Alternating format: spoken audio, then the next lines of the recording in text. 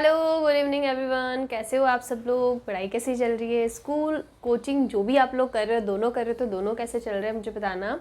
हम लोगों ने क्लास 12th का चैप्टर 1 स्टार्ट कर दिया था, पार्ट 1 फिजिक्स का चैप्टर 1 स्टार्ट कर दिया था, which was electric charges and electric fields. वो हमने बहुत अच्छा से टाइम लेके, बहुत ज़्यादा टाइम लेके करा था। बीच में थोड़ी सी बीमार हो गई थी तो थोड़ा डिले हो गया था, तो वो चैप्टर हमारा लास्ट वीडियो में एंड हो गया था। न्यूमेरिकल्स भी आप चेक करना, मैंने हर टॉपिक के एंड में उसका न्यूमेरिकल करवाया है। और फिर आपको उसके अलावा आप लोग प्रैक्टिस करना, आपको लगता है कि नहीं ये न्यूमेरिकल्स नहीं हो रहे, कुछ अलग टाइप के न्यूमेरिकल्स, अलग कॉन्सेप्ट वाले न्यूमेरिकल्स दिखते हैं, तो आप मुझे कमेंट कर सकते हो। तो मैं उस पर जो भी न्यूमेरिकल आप मुझे बताओगे वो मैं यहाँ पे सॉल्व करके बता दूंगी। तो आज हम लोग स्टार्ट कर रहे हैं हमारा chapter 2 which is electric potential and capacitance. तो इस पूरे चैप्टर को हम लोग 2 वीडियोस में ही कवर कर रहे हैं, जैसा कि मैंने आपको लास्ट वीडियो में भी बताया था कि वी आर रनिंग लेट थोड़ा सा, जितना होना चाहिए था, तो इसलिए हम लोग ट्राई कर रहे हैं कि इस चैप्टर को हम लोग 2 वीडियो में कवर कर ले विद इन अ वीक ये चैप्टर ख़त्म हो जाना चाहिए 2 वीडियो में, ठीक है। तो ये महीना एंड होते होते हम लोग हमारा 3rd चैप्टर स्टार्ट कर पाएंगे ईजीली, अगर ऐसा हो जाता है तो हो जाएगा वैसे। तो आज हम लोग जो ये जो चैप्टर है 2nd चैप्टर, इसको हम लोग 2 पार्ट्स में डिवाइड कर रहे हैं। First is electric potential and second is capacitance वाला जो भी होगा। तो आज वाले वीडियो में हम लोग पोटेंशियल से रिलेटेड सारी टर्म्स, प्रॉपर्टीज़, जो भी इसके पार्ट्स है सब कुछ आज पढ़ लेंगे। फिर नेक्स्ट वीडियो में कैपेसिटेंस वाला पार्ट स्टार्ट करेंगे, which is also part of chapter 2, but हम लोग इसको 2 पार्ट में डिवाइड कर रहे हैं, इसलिए मैं बोल रही हूँ कि वो वाला जो कैपेसिटेंस वाला पार्ट है वो हम लोग नेक्स्ट वीडियो में करेंगे। तो बेसिकली आज हम लोग पोटेंशियल के बारे में सब पढ़ने वाले हैं। चैप्टर का नाम है इलेक्ट्रिक पोटेंशियल एंड कैपेसिटेंस। कोई टॉपिक रह जाता है, इवन चैप्टर 1 मैंने कंप्लीट करा दिया, फिर भी कोई रह गया हो तो आप मुझे बता देना, तो मैं करा लूँगी। वैसे मैंने चेक कर लिया था, ऐसा कुछ टॉपिक तो नहीं रहा है मेजर, लेकिन कुछ माइनर टॉपिक्स अभी कोचिंग स्कूल में हुआ हो जो मैंने नहीं करवाया हो तो आप मुझे बता देना, तो मैं करवा दूँगी, उसमें कोई प्रॉब्लम नहीं है। तो हमारा 2nd चैप्टर स्टार्ट होता है which is potential and capacitance, जहाँ पे पोटेंशियल को हम लोग आज की वीडियो में पढ़ने वाले हैं। सो बेसिकली हमारा आज का टॉपिक है electric potential. This is the topic. अब इलेक्ट्रिक पोटेंशियल के अंदर अगर मैं पोटेंशियल की बात करूँ, हमने क्लास 11th में बहुत अच्छे से ये सब चीज़ें पढ़ी है, बिकॉज मैंने बताया था कि मैं 0 से स्टार्ट करूँगी। तो क्लास 11 में जो भी टर्म्स जो पहली बार ही पढ़ी थी आपने, मैंने बहुत अच्छे से एक्सप्लेन करी है। तो वहाँ हमने पोटेंशियल, वहाँ हमने ग्रेविटेशनल पोटेंशियल पढ़ा था या इलेक्ट्रिक पोटेंशियल है। बस फ़र्क इतना है कि वहाँ पे हम लोग मास को स्टडी करते थे, यहाँ पे हम लोग चार्ज को स्टडी करेंगे। अगर मैं बात करूँ डेफिनेशन की कि पोटेंशियल क्या होता है, तो पोटेंशियल की सबसे पहले मैं डेफिनेशन लिख देती हूँ, फिर आपको एक्सप्लेन करूँगी। पोटेंशियल का होता है when any point test charge is brought when any brought from infinity to any point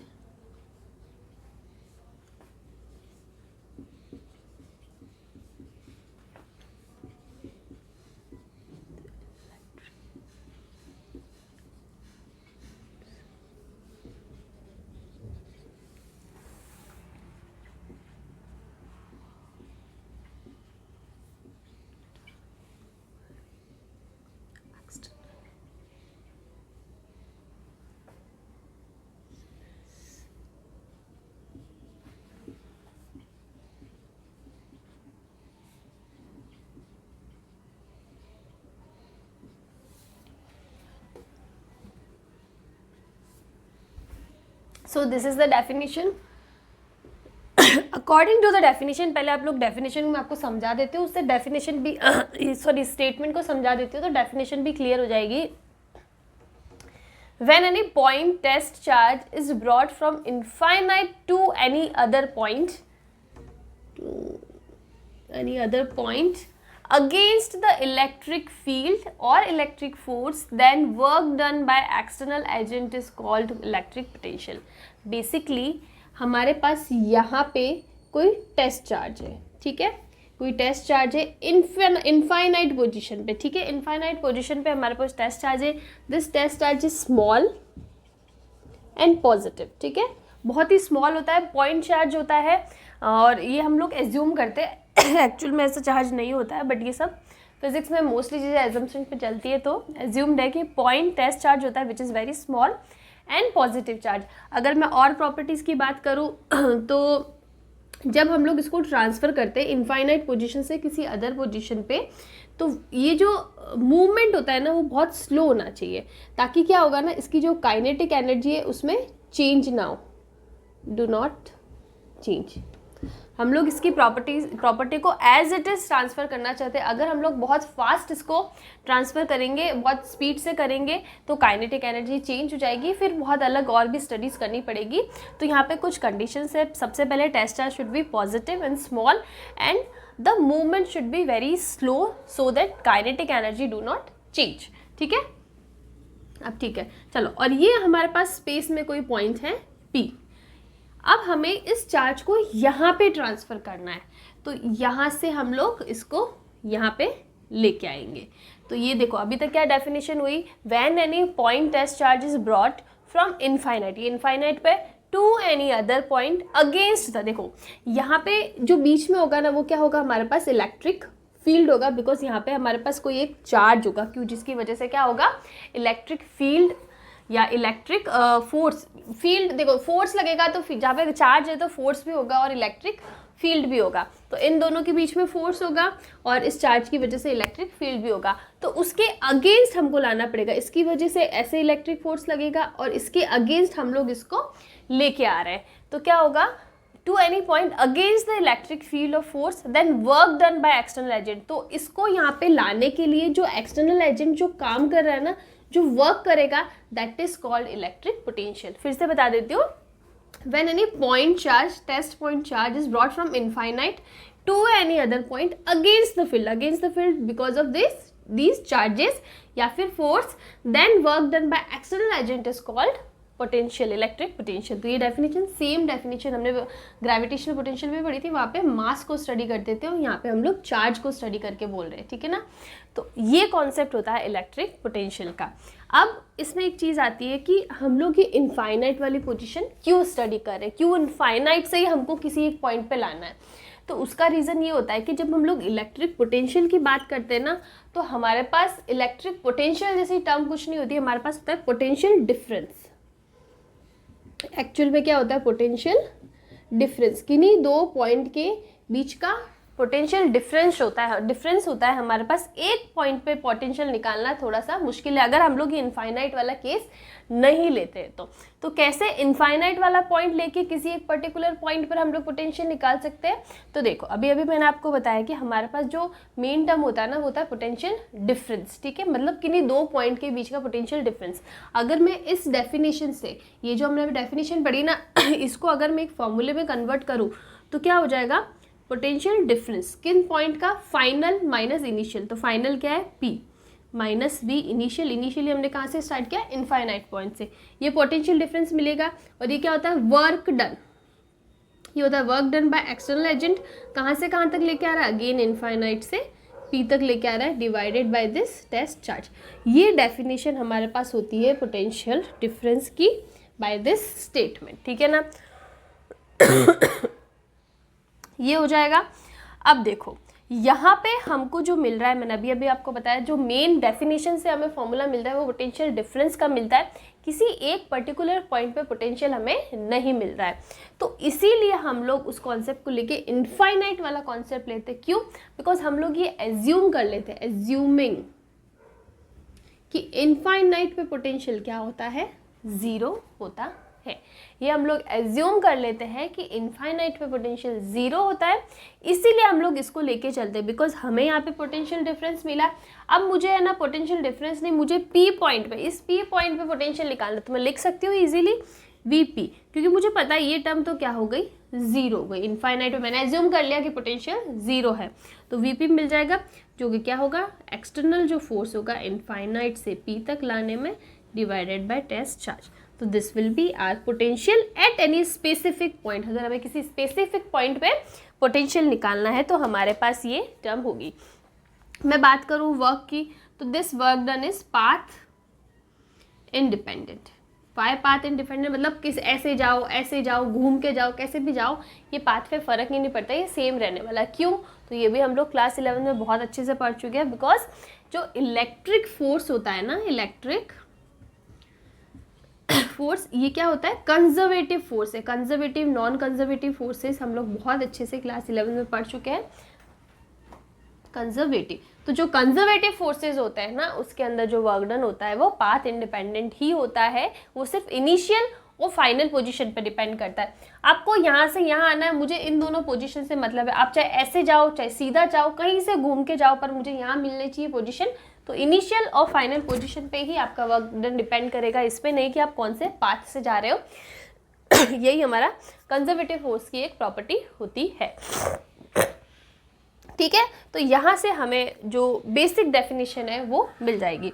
अगर मैं बात करूँ इसके बाद हमारे पास क्या आता है, तो इसके बाद हमारे पास है कि हमें अब निकालना है, ये तो हमने पोटेंशियल का निकाल दिया, अब हमें किसी पर्टिकुलर पॉइंट चार्ज के लिए फॉर्मूला निकालना। बिकॉज ये जो फॉर्मूला आया ना, इसमें हम लोग जिस चार्ज के लिए स्टडी कर रहे हैं, हमें इस पॉइंट पे स्टडी करना है। यहाँ पे हमारा चार्ज हमने कैपिटल क्यों दिया, तो वो तो यहीं कहीं दिख भी नहीं रहा है। तो अब अगर हमें किसी एक पॉइंट चार्ज के लिए, किसी एक सिंगल चार्ज के लिए पोटेंशियल निकालना है, तो हम कैसे निकालेंगे वो हम लोग देख लेते हैं।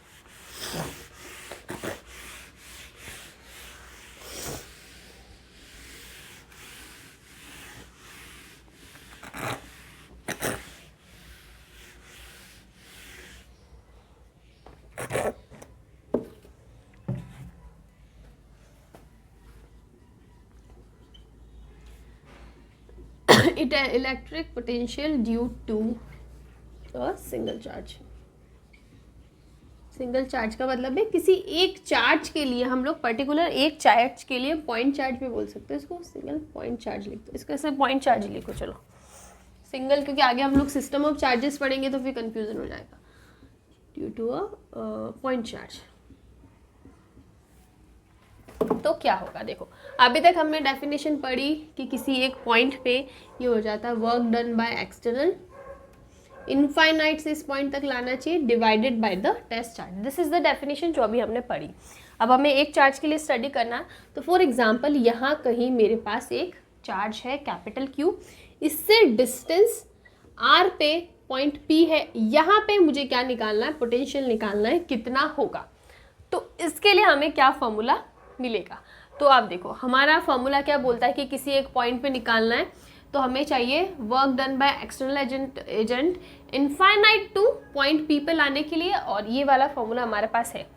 अगर मैं बात करूँ फोर्सेस की, इस क्यू चार्ज की वजह से इस डायरेक्शन में क्या जाएगा, इलेक्ट्रिक फोर्स जाएगा, इलेक्ट्रिक फोर्स।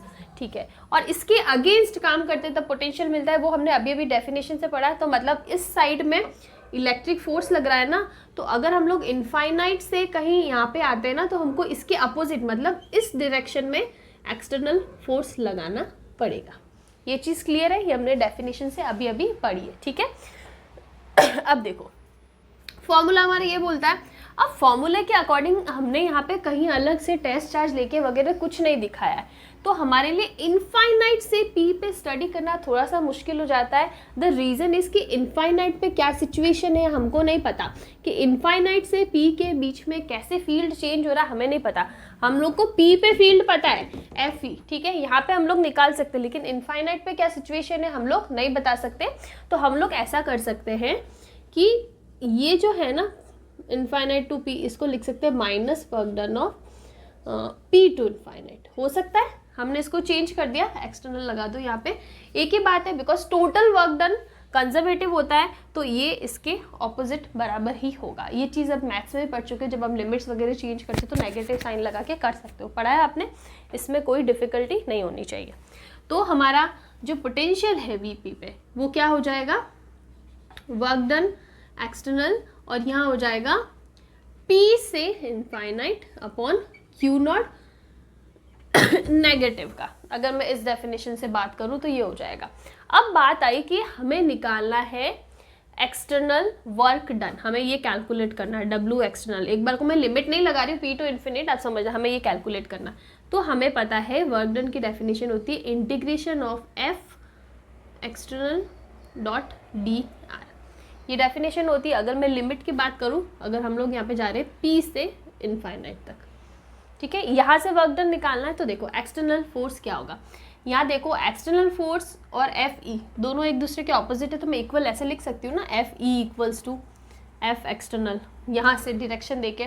और एफ ई इलेक्ट्रिक फोर्स क्या होता है, इलेक्ट्रिक फोर्स हो जाएगा यहाँ पे कहीं पे हमारे पास क्यू नॉट चार्ज था, तो उसके लिए इलेक्ट्रिक फोर्स निकालना है, तो K Q naught upon distance R square. हो सकता है, कोई प्रॉब्लम नहीं है यहाँ पे। तो इलेक्ट्रिक फोर्स हमारे पास है और वही एक्सटर्नल के बराबर है, तो यहाँ पे आप पुट कर लो, क्या हो जाएगा, W external equals to P to infinite, और ये हो जाएगा के क्यू आर। एक चीज़ देखो, बीच में है डी आर, ठीक है, तो अगर हम लोग खोलेंगे तो F D R cos theta आएगा। कॉस थीटा किसके बीच में, एक्सटर्नल फोर्स के और डिस्प्लेसमेंट के बीच में। डिस्प्लेसमेंट की डायरेक्शन है ऐसे, एक्सटर्नल फोर्स की डायरेक्शन है ऐसे, तो बीच का एंगल क्या होगा, अगर मैं इसको ओपन करूँ तो ये हो जाएगा कॉस 180 डिग्री हो जाएगा, मतलब नेगेटिव साइन आएगा। तो आप लिख दो इसको K Q naught upon are square, और ये हो जाएगा डी आर, नेगेटिव साइन ले लिया, ओपन करो, क्या हो जाएगा, negative of P to infinite, एक सेकेंड बाहर ले लेते हैं, जो चीज़ कांस्टेंट है वो बाहर ले लेते हैं, के क्यू नॉट कांस्टेंट है, ये हो जाएगा 1/r स्क्वायर डी आर, और लिमिट लगा दो p से इनफाइनाइट, ठीक है। आगे और सॉल्व करो, माइनस के क्यू नॉट, और इसका इंटीग्रेशन होता है माइनस का 1/r, कर लेना आप इंटीग्रेशन, अभी तक आपको आ जाना चाहिए, p टू इनफाइनाइट, ओपन करो, माइनस के क्यू नॉट हो जाएगा माइनस का 1/इनफाइनाइट, माइनस माइनस प्लस 1/,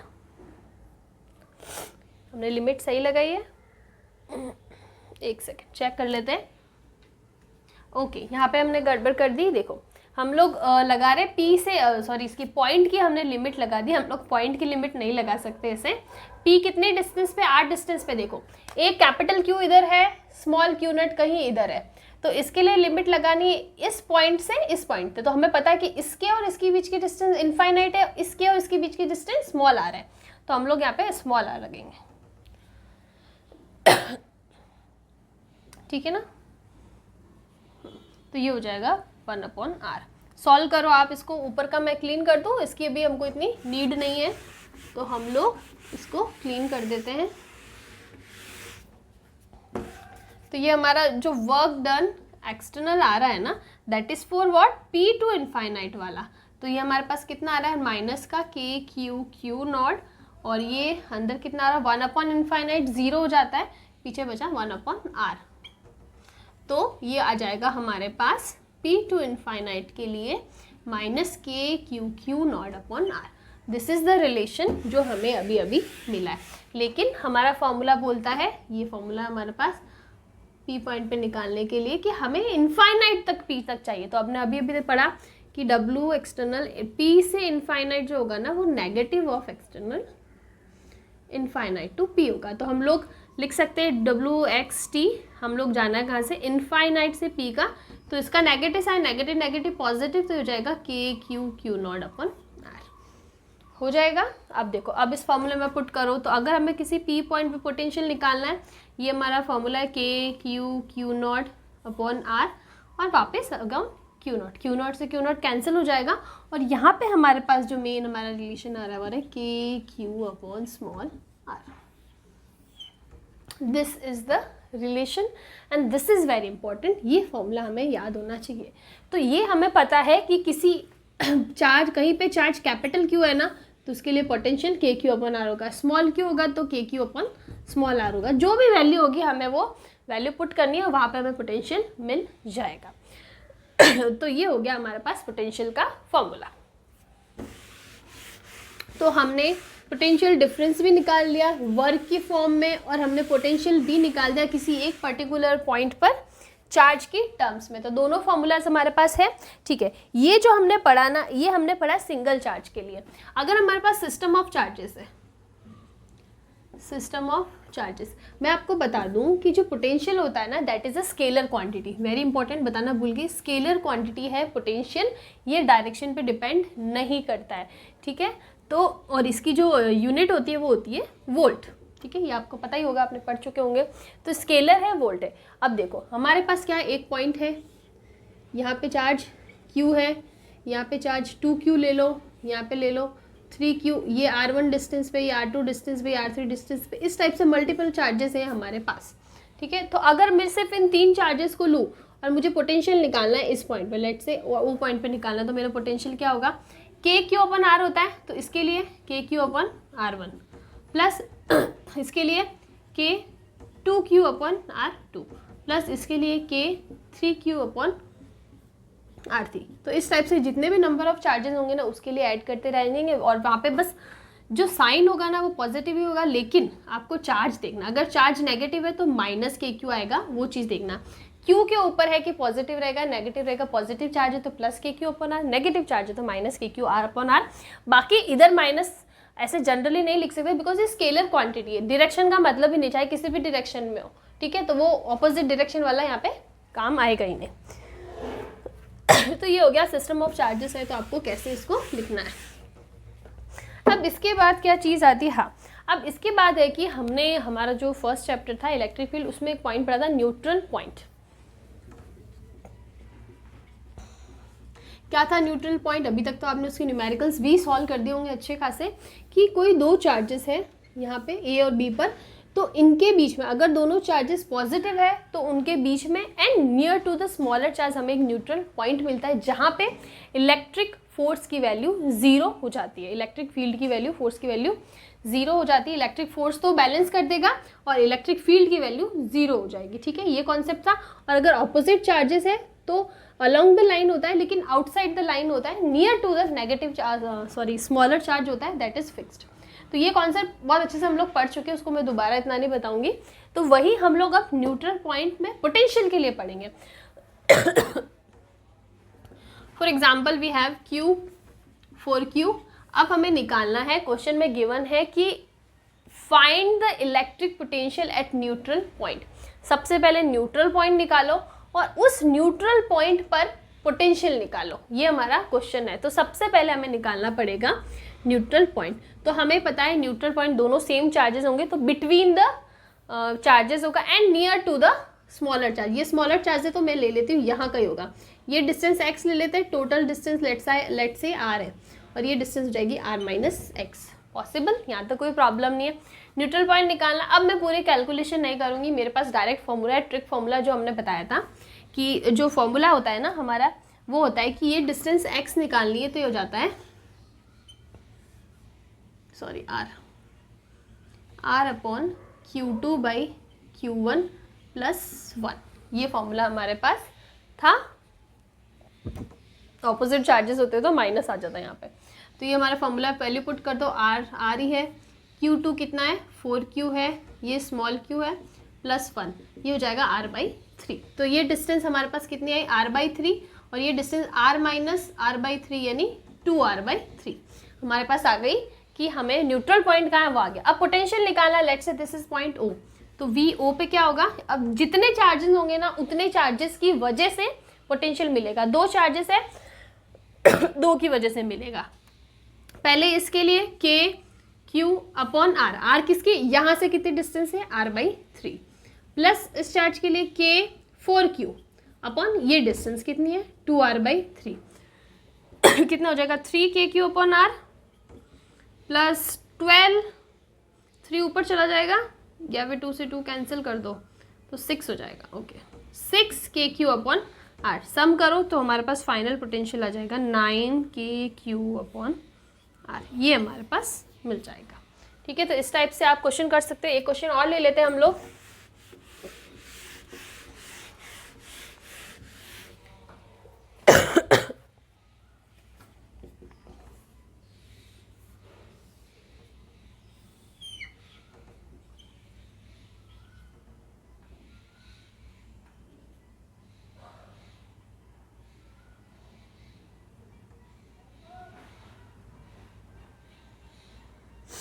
क्वेश्चन में हमको गिवन है, चेक कर लेते यही क्वेश्चन में गिवन, हाँ क्वेश्चन में हमको गिवन है कि हमारे पास एक इक्विलेटरल ट्राइंगल है जहाँ पे दो वर्टिसेस पे हमने क्या कैपिटल क्यू चार्ज पुट किया है, कैपिटल क्यू पॉइंट्स पे दे दो, इसको सी दिया ना तो ए और बी दे दो,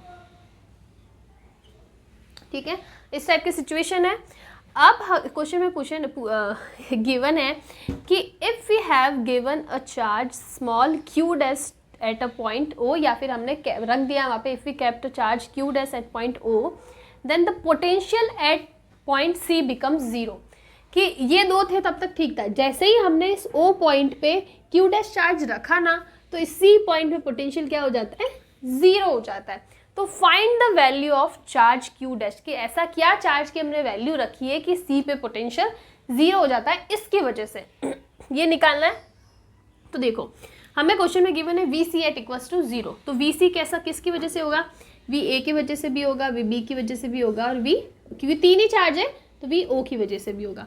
अगर मैं वी ए के लिए कैलकुलेट करूँ के क्यू अपॉन डिस्टेंस, यहाँ से डिस्टेंस हमें निकालनी है, सी पे निकाल रहे हैं तो ये डिस्टेंस आप ले लो ए, ठीक है, और ये ओ पॉइंट है ना वो सेंटर है, K Q upon A plus V B पे भी same K Q upon A, V O पे भी के क्यू। अब ए मतलब हमें ये डिस्टेंस चाहिए, यहाँ पे ये डिस्टेंस है, इस पॉइंट से डिस्टेंस चाहिए, और हमें पता है ट्राइंगल के लिए होती है a/√3, हो जाएगा। लिखो आगे, देखो क्या हो जाएगा, 2kq upon A plus √3 kq upon A equals to zero. ये किसके बराबर है, ज़ीरो के बराबर है, तो इसका मतलब 2kq upon A equals to minus का √3 kq अपॉन ए हो जाएगा, ए से ए कैंसिल हो जाएगा, के से के कैंसिल हो जाएगा।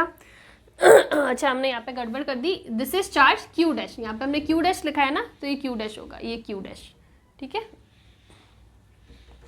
हो जाएगा। जो जो कैंसिल है वो लिख दिया, तो हमारे पास आ रहा है 2 capital Q equals to √3 Q dash, तो क्यू डैश की वैल्यू आ रही है 2/√3 क्यू नेगेटिव का, तो दिस इज आर रिजल्ट।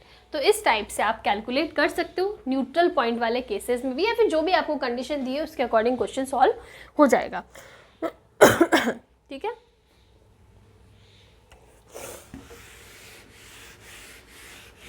अब आगे एक हमारे पास छोटा सा टॉपिक आता है कि अगर हमारे पास क्या है, एक रिंग है, charge uniformly charge ring, uniformly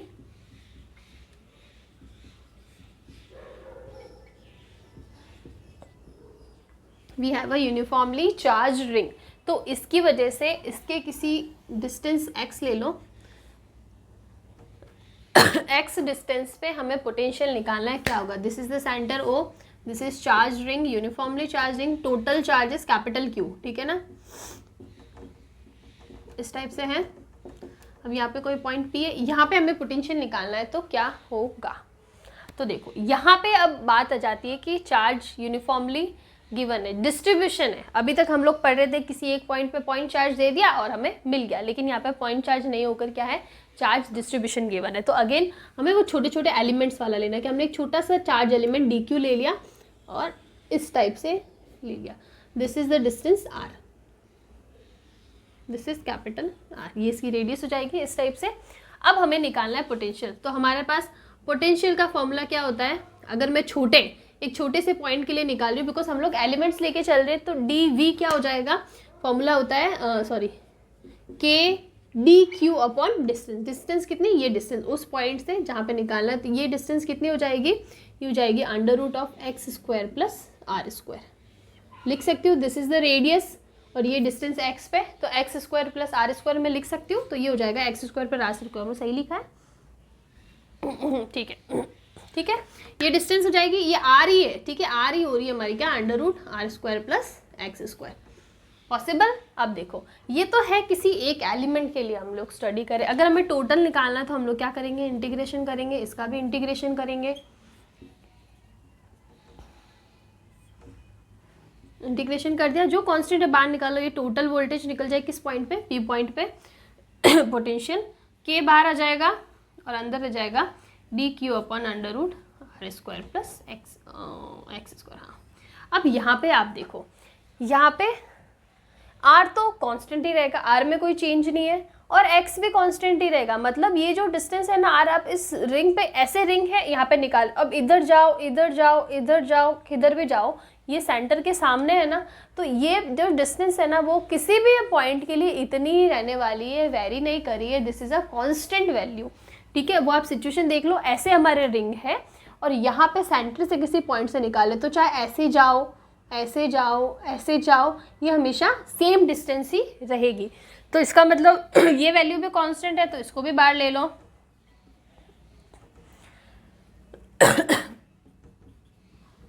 हो जाएगा, ये हो जाएगा डी क्यू। और हमें क्वेश्चन में गिवन है कि टोटल चार्जेस कैपिटल क्यू, तो हमारा फॉर्मूला बन जाएगा K capital Q upon under root R square plus X square. So this is the formula. ठीक है, कोई वैल्यू कोई प्रॉब्लम नहीं। और अगर हमें पूछे कि सेंटर पे निकालो, रिंग के सेंटर पे, तो रिंग के सेंटर पे जाते ही एक्स डिस्टेंस क्या हो जाएगी, 0। एक्स की वैल्यू 0 पुट करोगे तो हमारे पास वी पी किस पे, सेंटर पे, कितना आ जाएगा, के क्यू अपॉन कैपिटल आर, ये वैल्यू आ जाएगी। ये फॉर्मूला निकल गया, फिर कोई भी कंडीशन दी आप अकॉर्डिंगली इसको सॉल्व कर सकते हो, कोई प्रॉब्लम नहीं होनी चाहिए।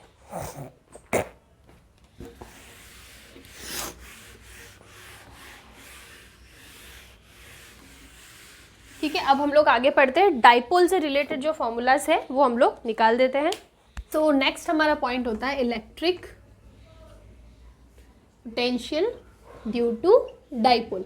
सेम चीज़ हमने चैप्टर 1 में भी पढ़ी थी, वहाँ पे हम लोग क्या निकाल रहे थे, इलेक्ट्रिक फील्ड की जो वैल्यू है ना, इलेक्ट्रिक फील्ड स्ट्रेंथ की जो वैल्यू है, इंटेंसिटी की जो वैल्यू है, वो हमने डाइपोल की वजह से निकाली थी। अब हम लोग पोटेंशियल पढ़ रहे हैं, तो हम लोग पोटेंशियल की वैल्यू भी डाइपोल की वजह से निकालेंगे। और अगेन 2 केसेस होंगे, एक था एक्सिस पे और एक था by axis, sorry by sector पे, यानी इक्विटोरियल और एक्सियल, दोनों वैल्यूज हमने वहाँ पे भी निकाली थी, यहाँ पे भी निकालेंगे। सबसे पहले on the axis of dipole क्या होगा, देखो हमारे पास ये डाइपोल है, this is minus Q, this is plus Q, इसका सेंटर हो गया, और इसके एक्सिस पे ही किसी डिस्टेंस यहाँ पे, let's say this is the point P, और ये जो डिस्टेंस है ना, that's is distance x, centre से यहाँ पे हमें वी पी पे, सॉरी पी पॉइंट पे पोटेंशियल निकालना है in case of a dipole. तो अब क्या होगा, देखो ये सेंटर ओ ले लिया, अब हमें वीपी निकालना है, तो मैंने आपको बताया था जितने चार्जेस होंगे उन सब की वजह से पोटेंशियल होगा। हियर वी हैव 2 चार्जेस, तो दोनों की वजह से होगा। सबसे पहले इसके लिए के, अब यहाँ आएगा माइनस, बिकॉज चार्ज क्या है, माइनस क्यू। मैंने बताया यहाँ पे चार्ज का जो साइन होता है ना वो कंसिडर होता है, तो minus K Q upon R. R distance मतलब इससे इस पॉइंट की डिस्टेंस कितनी हो जाएगी, ये ले लो आप एल, स्मॉल एल। ठीक है, टोटल 2L है, तो स्मॉल एल हो जाएगा सेंटर से, ये डिस्टेंस हो जाएगी एक्स प्लस एल, प्लस के क्यू, यहाँ पॉजिटिव चार्ज है, अब आएगी इससे इसकी डिस्टेंस कितनी हो जाएगी, x माइनस एल।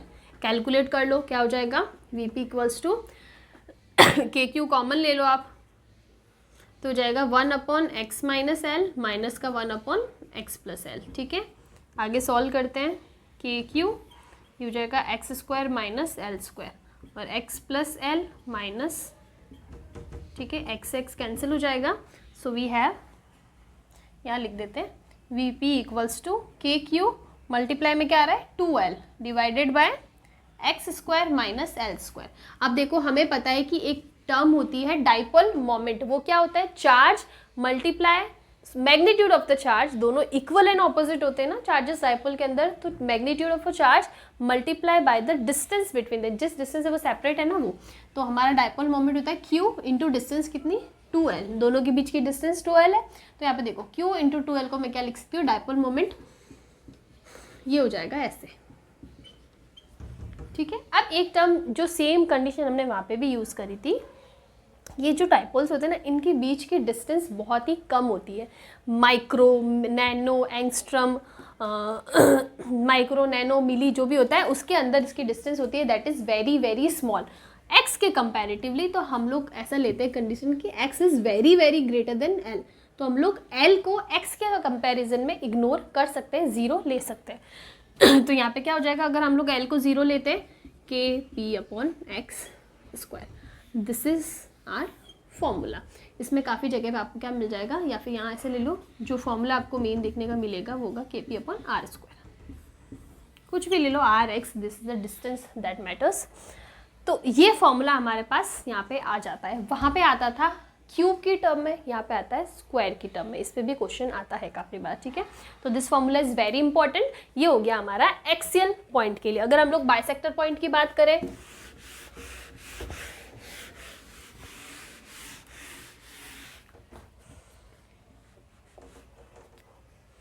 क्या हो जाएगा, बाइसेक्टर। मतलब हमने लिया है अगेन, ये हमारा क्या है, डाइपोल है, सेंटर है एल पॉइंट ओ, और ये जो इसकी बाइसेक्टर एक्सिस है ना, परपेंडिकुलर जो एक्सिस है, यहाँ पे कोई पॉइंट ले लो P, और यहाँ पे हमको निकालना है पोटेंशियल। तो अब दोनों से ये डिस्टेंस चाहिएगी हमको, ये कुछ ऐसे। तो ये कितनी डिस्टेंस हो जाएगी, ये डिस्टेंस होगी x की। इसके सेंटर से परपेंडिकुलर जो एक्सिस जा रही है ना, उससे x डिस्टेंस पे किसी पॉइंट P पर हमें पोटेंशियल निकालना है। तो this distance is x square plus L square, and this is also x square plus L square. Same होगी बिकॉज हम लोग क्या ले रहे हैं, सेंटर से ले रहे हैं।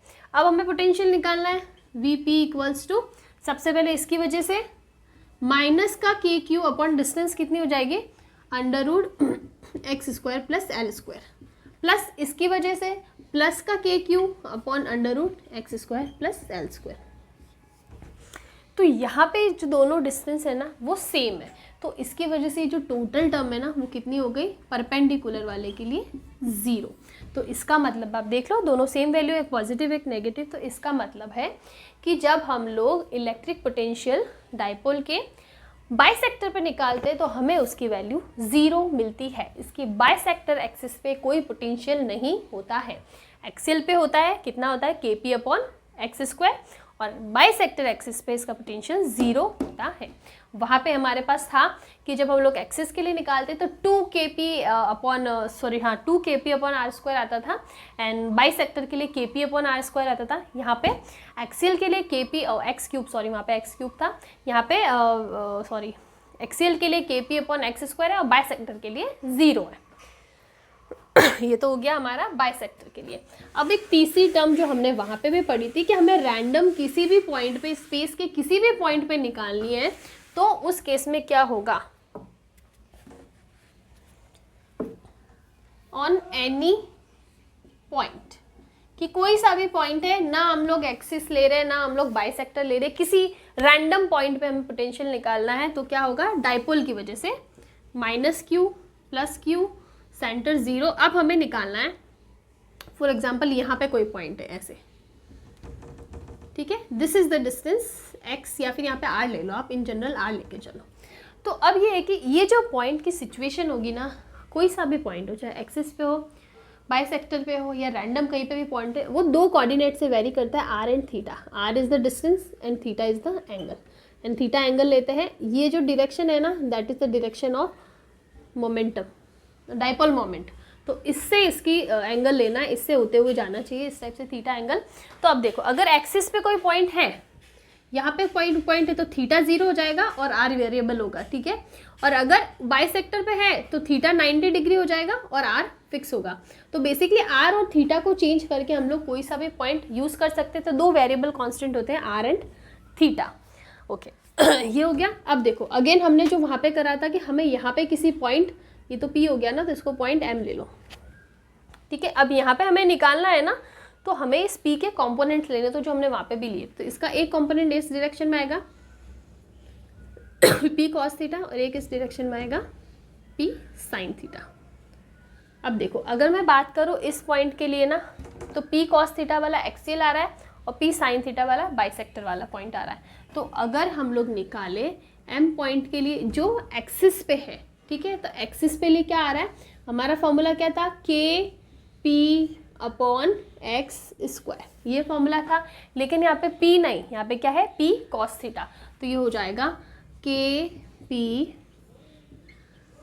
cos theta upon are square. ये डिस्टेंस हमने ली है एक्सेल पे। और अगर इस डायरेक्शन में कहीं पे निकालना है तो 0 आएगा, क्योंकि ये वाला पॉइंट क्या आ रहा है, बाइसेक्टर वाला पॉइंट आ रहा है परपेंडिकुलर, और हमें पता है बाइसेक्टर पे किसी भी पॉइंट पे पोटेंशियल क्या मिलेगा, 0 मिलेगा। अभी भी कैलकुलेट किया है। तो किसी पॉइंट के लिए हमारे पास सिर्फ और सिर्फ एक्सेल वाला पॉइंट आएगा, that is KP cos theta upon are square. Same concept है, सेम जो हमने इलेक्ट्रिक फील्ड में करा था ना, सेम एग्जैक्ट सेम है। P cos theta P sin theta वही लिया था, बस यही सेम चीज़ है, ठीक है, तो ये हो जाएगा अगर आपको रैंडम किसी पॉइंट के लिए लेना है तो।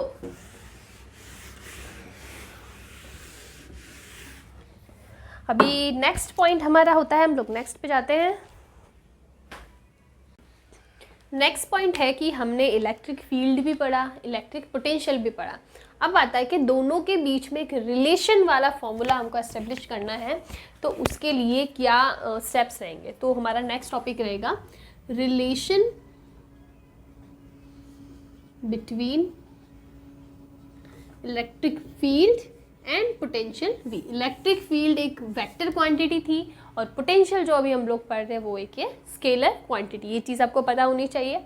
अब देखो, अब इसमें दो केसेस बनेंगे। मैं एग्जैक्टली आपके जो NCERT या CBSE की जो आपकी बुक है ना, उसके सिलेबस के अकॉर्डिंग ही चल रही कि वो उसमें टॉपिक पहले आ रहा है फिर उसके बाद में ये टॉपिक है। और मोस्टली मैंने वीडियोस भी देखे हैं यूट्यूब पे, तो उनमें भी सेम स्टेप्स ही फॉलो करते हैं।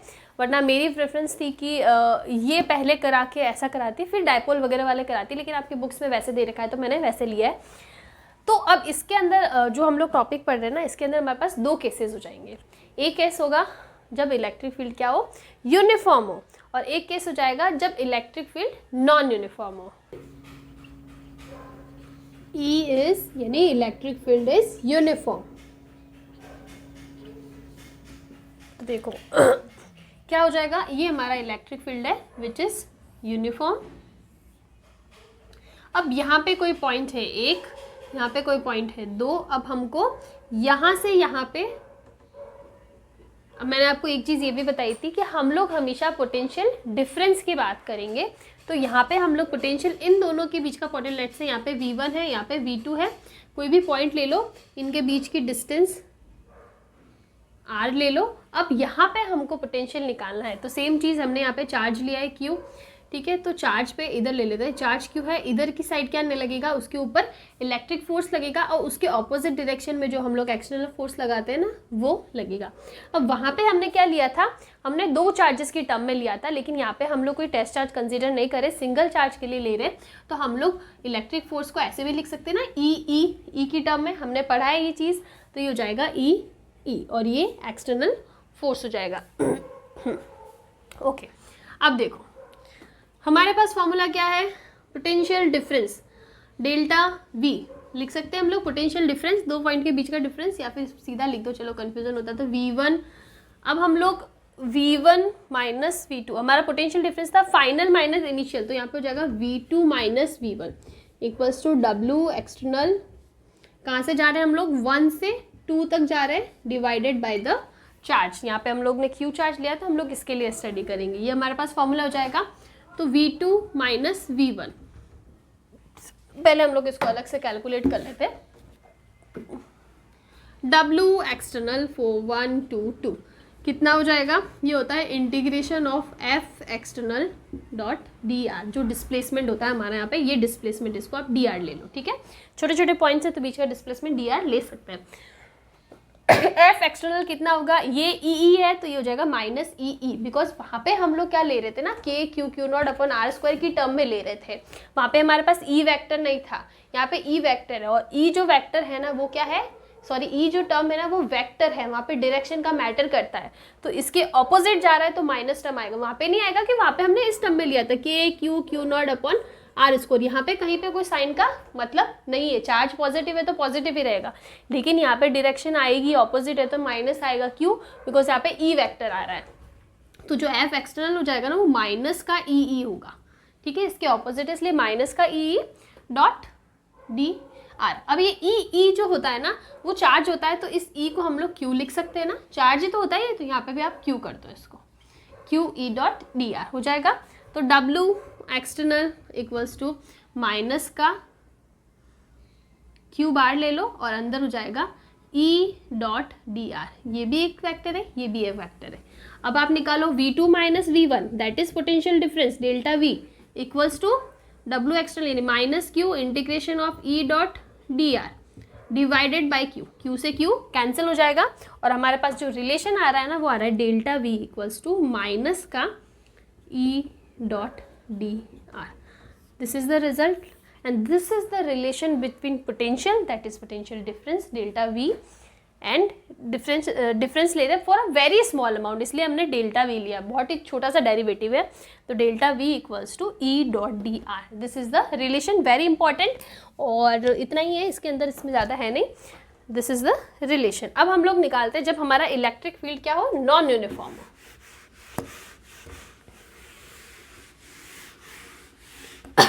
This is non uniform. तो नॉन यूनिफॉर्म मतलब इलेक्ट्रिक फील्ड हमारा वेरी कर रहा है, कांस्टेंट नहीं है, कुछ टर्म है, किसी फंक्शन की फॉर्म है इलेक्ट्रिक फील्ड, वहाँ पे कांस्टेंट एक टर्म नहीं है कि बाहर आ गया और काम खत्म नहीं, यहाँ पे चेंज हो रहा है, वेरिएबल है। तो यहाँ पे अब क्या होगा, देखो हमारे पास रिलेशन आया delta V equals to minus का ई डॉट डी आर। आप कर लेना, मैंने अभी भी चेक किया कि वहाँ पे हमने यूनिफॉर्म वाला केस पढ़ा ना कि इलेक्ट्रिक फील्ड इज यूनिफॉर्म, तो वहाँ पे इंटीग्रेशन नहीं आएगा, वहाँ पे सिंपल फॉर्मूला आएगा delta V equals to E dot D R minus का।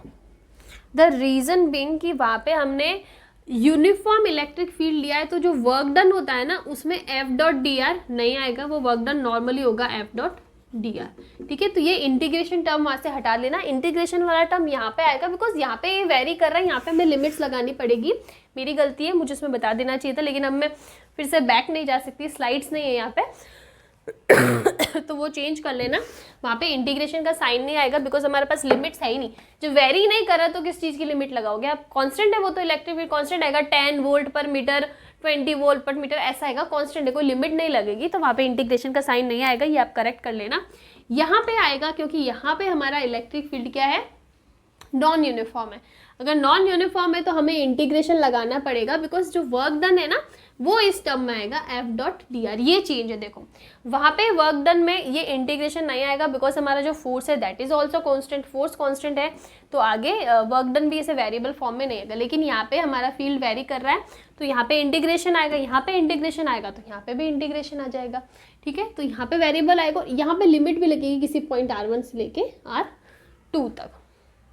ठीक है, अब देखो, अब इसको कैसे कर सकते हैं, अब देखो अगर यहाँ पे मैंने बोला है कि वेरिएबल है, इलेक्ट्रिक फील्ड वेरिएबल है, तो इलेक्ट्रिक फील्ड को हम लोग लिखेंगे कुछ ऐसे, ई X I cap plus E Y J cap plus E Z K cap, मतलब अलग अलग डायरेक्शंस में इसकी वैल्यू अलग अलग होगी। उसी टाइप से डी आर की बात करूँ तो हो जाएगा D x I cap plus D Y J cap plus D Z K cap. अब हम अगर बात करें, देखो ये तो हमने बात करी ओवरऑल, तो इसमें हमारी वैल्यू आ जाएगी डेल्टा वी इक्वल्स टू, ये हो जाएगा माइनस का E X D X plus E Y D Y plus E Z D Z, और जो भी लिमिट्स होगी वो आप लगाओगे तो आपको फाइनल रिजल्ट मिल जाएगा। ये इसको आप डी वी लिख दो। ठीक है, डिफ्रेंशिएशन की टर्म में लिख रहे हो तो आप इसको डीवी लिख सकते हो, तो ये रिजल्ट आपके पास आ जाएगा। अब अगर मैं बात करूँ कि हमारे पास कुछ ऐसा केस है कि एक्स डायरेक्शन में इलेक्ट्रिक फील्ड वेरी हो रहा है और वाई और जेड डायरेक्शन में कोई मूवमेंट ही नहीं है, तो उस टाइप के केसेस हो जाएंगे हमारे पार्शियल डेरिवेटिव के।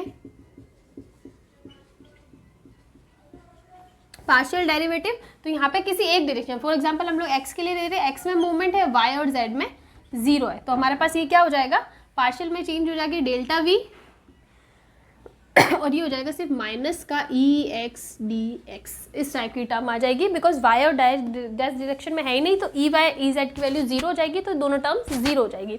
तो यहाँ से अगर मैं वैल्यू निकालूँ तो मेरे पास ई एक्स की वैल्यू हो जाएगी माइनस का delta V upon delta X. E Y की भी निकाल सकते हैं, जब हम लोग क्या करेंगे वाई में लेंगे और एक्स और जेड में जीरो हो जाएगा, तो इसकी वैल्यू निकलेगी minus delta V by delta Y, और इसी टाइप से जेड में आ जाएगा minus delta V upon delta Z. तो ये तीनों टर्म्स भी आपको मिल जाएगी जब हम लोग किसी बात हम लोग नॉन यूनिफॉर्म की करें, लेकिन नॉन यूनिफॉर्म किसी एक सिंगल डायरेक्शन में होगा, बाकी दोनों डायरेक्शन में जीरो हो तो पार्शियल डिफरेंशिएशन लेके ऐसे कर सकते हैं। अदरवाइज ये फॉर्मूला तो हमारे पास है ही, यहाँ पे भी आप डेल्टा वी कर सकते हो डिफरेंशिएशन टर्म में, तो ये फॉर्मूला तो हमारे पास है ही। ठीक है, तो ये टर्म है। अब इसके आगे अब हम लोग इसको ऐसे भी लिख सकते हैं कि जैसे हमने ये वाली टर्म लिखी है ना, तो हम लोग लिख सकते हैं कि हमारा जो इलेक्ट्रिक वेक्टर होगा ना ई एक्स की वैल्यू यहाँ से पुट कर लो, ई वाई की ई जेड की पुट कर लो, तो हो जाएगा minus delta V upon delta X I cap minus delta V upon minus delta V upon delta Z K cap, आप ऐसे भी लिख सकते हो। देखो अगर ये दोनों टर्म आ गई तो आपको जहाँ ट्रांसफर करना करके वैल्यूज निकाल सकते हो। मेन टर्म है कि जब नॉन यूनिफॉर्म होगा हमें इंटीग्रेशन की हेल्प लेनी पड़ेगी, अगर लिमिट्स गिवन है लिमिट्स लगानी पड़ेगी, और अगर हमें पूछा है कि किसी एक ही डायरेक्शन में मूवमेंट है दूसरे में नहीं है तो पार्शियल डिफरेंशिएशन यूज़ करके हम लोग ये वैल्यूज़ भी निकाल सकते हैं। सब मैथ्स का कैलकुलेशन है, इसमें ज़्यादा दिमाग लगाने जैसा कुछ भी नहीं है कि अरे भाई बहुत डिफिकल्ट है कैसे करेंगे, वैसा कुछ नहीं है। ठीक है, ये टर्म्स है। अब इसके ऊपर हम लोग एक दो न्यूमेरिकल कर लेते हैं।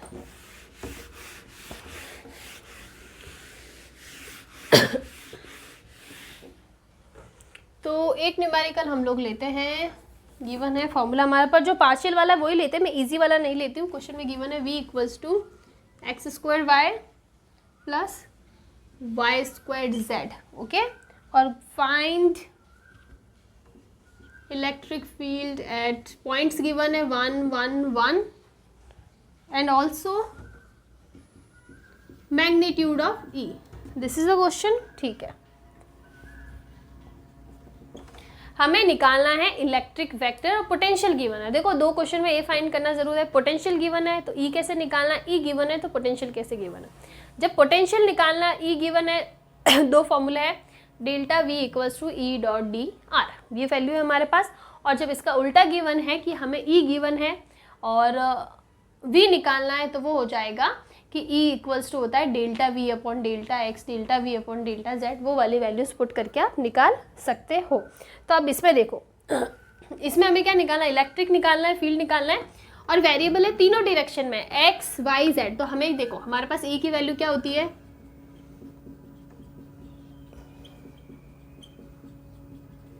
ये वैल्यू होती है हमारे पास। तो हमें ई एक्स भी चाहिए, ई वाई भी चाहिए और ई जेड भी चाहिए। तो सबसे पहले अगर मैं बात करूँ ई एक्स की, क्या होता है minus delta V upon delta x होता है। इसका मतलब यहाँ पे डेल्टा है ना, ये पार्शियल डिफरेंशिएशन वाला, तो हमें पार्शियल डिफरेंशिएशन करना पड़ेगा। तो सबसे पहले अगर मैं बात करूँ वी की, टर्म लिख देते हैं x square Y plus Y square z. अब हमें निकालना ई एक्स, दैट इज, अब यहाँ पे है पार्शियल डिफरेंशिएशन की बात कर रहे हैं हम लोग विथ रिस्पेक्ट टू एक्स। तो इसका मतलब है कि ये हो जाएगा 2x, y as it is रहेगा, वाई स्क्वायर जेड का 0 हो जाएगा बिकॉज इसके अंदर x की कोई टर्म नहीं है। ठीक है, अब हम लोग बात करें ई वाई की, तो यहाँ पे देखो एक्स स्क्वायर कॉन्स्टेंट, y का 1 हो जाएगा प्लस वाई स्क्वायर का हो जाएगा 2y और z हो जाएगा as it is. E Z की बात करें तो ई जेड में फर्स्ट टर्म में जेड है ही नहीं तो 0, दूसरी टर्म में वाई स्क्वायर कॉन्स्टेंट और जेड का 1 हो जाएगा, ये टर्म हमारे पास आ जाएगी। अब यहाँ पे एक चीज़ देखना कि पार्शियल डिफरेंशिएशन आपको आना चाहिए, अभी तक आप मैथ्स में पढ़ चुके होंगे इसलिए मैं डिटेल में नहीं बता रही हूँ कि अब डिफरेंशिएशन कैसे करना है, वो मैथ्स वाला पार्ट है, आई थिंक मैथ्स में आप लोग पढ़ चुके होंगे।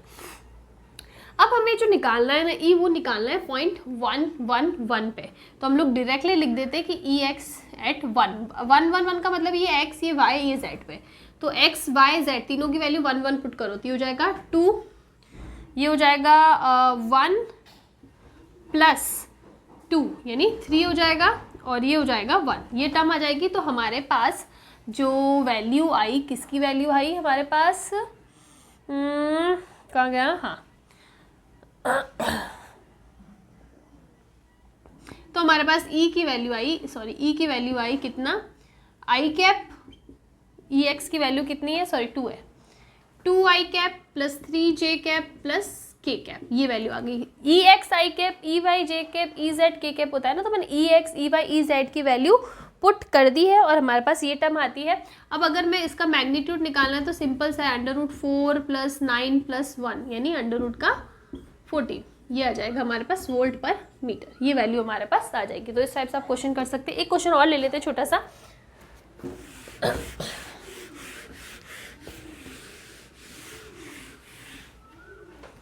एक क्वेश्चन है हमारे पास कि हमें क्वेश्चन में गिवन है वेरिएबल इलेक्ट्रिक फील्ड गिवन है, इलेक्ट्रिक फील्ड की value E equals to 10 upon are square i cap, i cap given है मतलब ये सिर्फ और सिर्फ x डायरेक्शन के अंदर है, where r is the distance between origin at any point, and then what will be the value of, क्या निकालना है हमें, वर्क डन, हमें निकालना work done, what will be the value of work done from bringing the charge from r equals to 10 to 50 metre पे, हमें range दे रखी है r की, आई गेस हम right, yes bringing the charge from r equals to 10 to 50 metre तक लाने में क्या होता है, और चार्ज की वैल्यू भी गिवन है 2 कूलाम। बेसिकली हमारे पास एक चार्ज है 2 कूलाम का, जिसको हम लोग वेरी कर रहे हैं 10 डिस्टेंस से 50 मीटर की डिस्टेंस पे। तो इस डिस्टेंस में जो चेंज कर रहे हैं हम लोग, उसमें कितना वर्क डन किया हमने वो निकालना। इलेक्ट्रिक फील्ड हमें गिवन है, दैट इज वेरिएबल। जैसे ही वेरिएबल इलेक्ट्रिक फील्ड दिखे हमें क्या करना है, इंटीग्रेशन लगाना है। तो हमारा जो वर्क डन होता है that is the work difference delta we, that is minus का ई डॉट डी आर, ये वेरिएबल होता है। और यहाँ पे हम लोग लगाते हैं लिमिट्स, यही फॉर्मूला था हमारे पास। अब देखो delta V equals to minus का इंटीग्रेशन 10 से 50, क्वेश्चन में इजीली गिवन है, सिर्फ और सिर्फ एक डायरेक्शन में जा रहा है, आई डायरेक्शन में, 10/r² dr।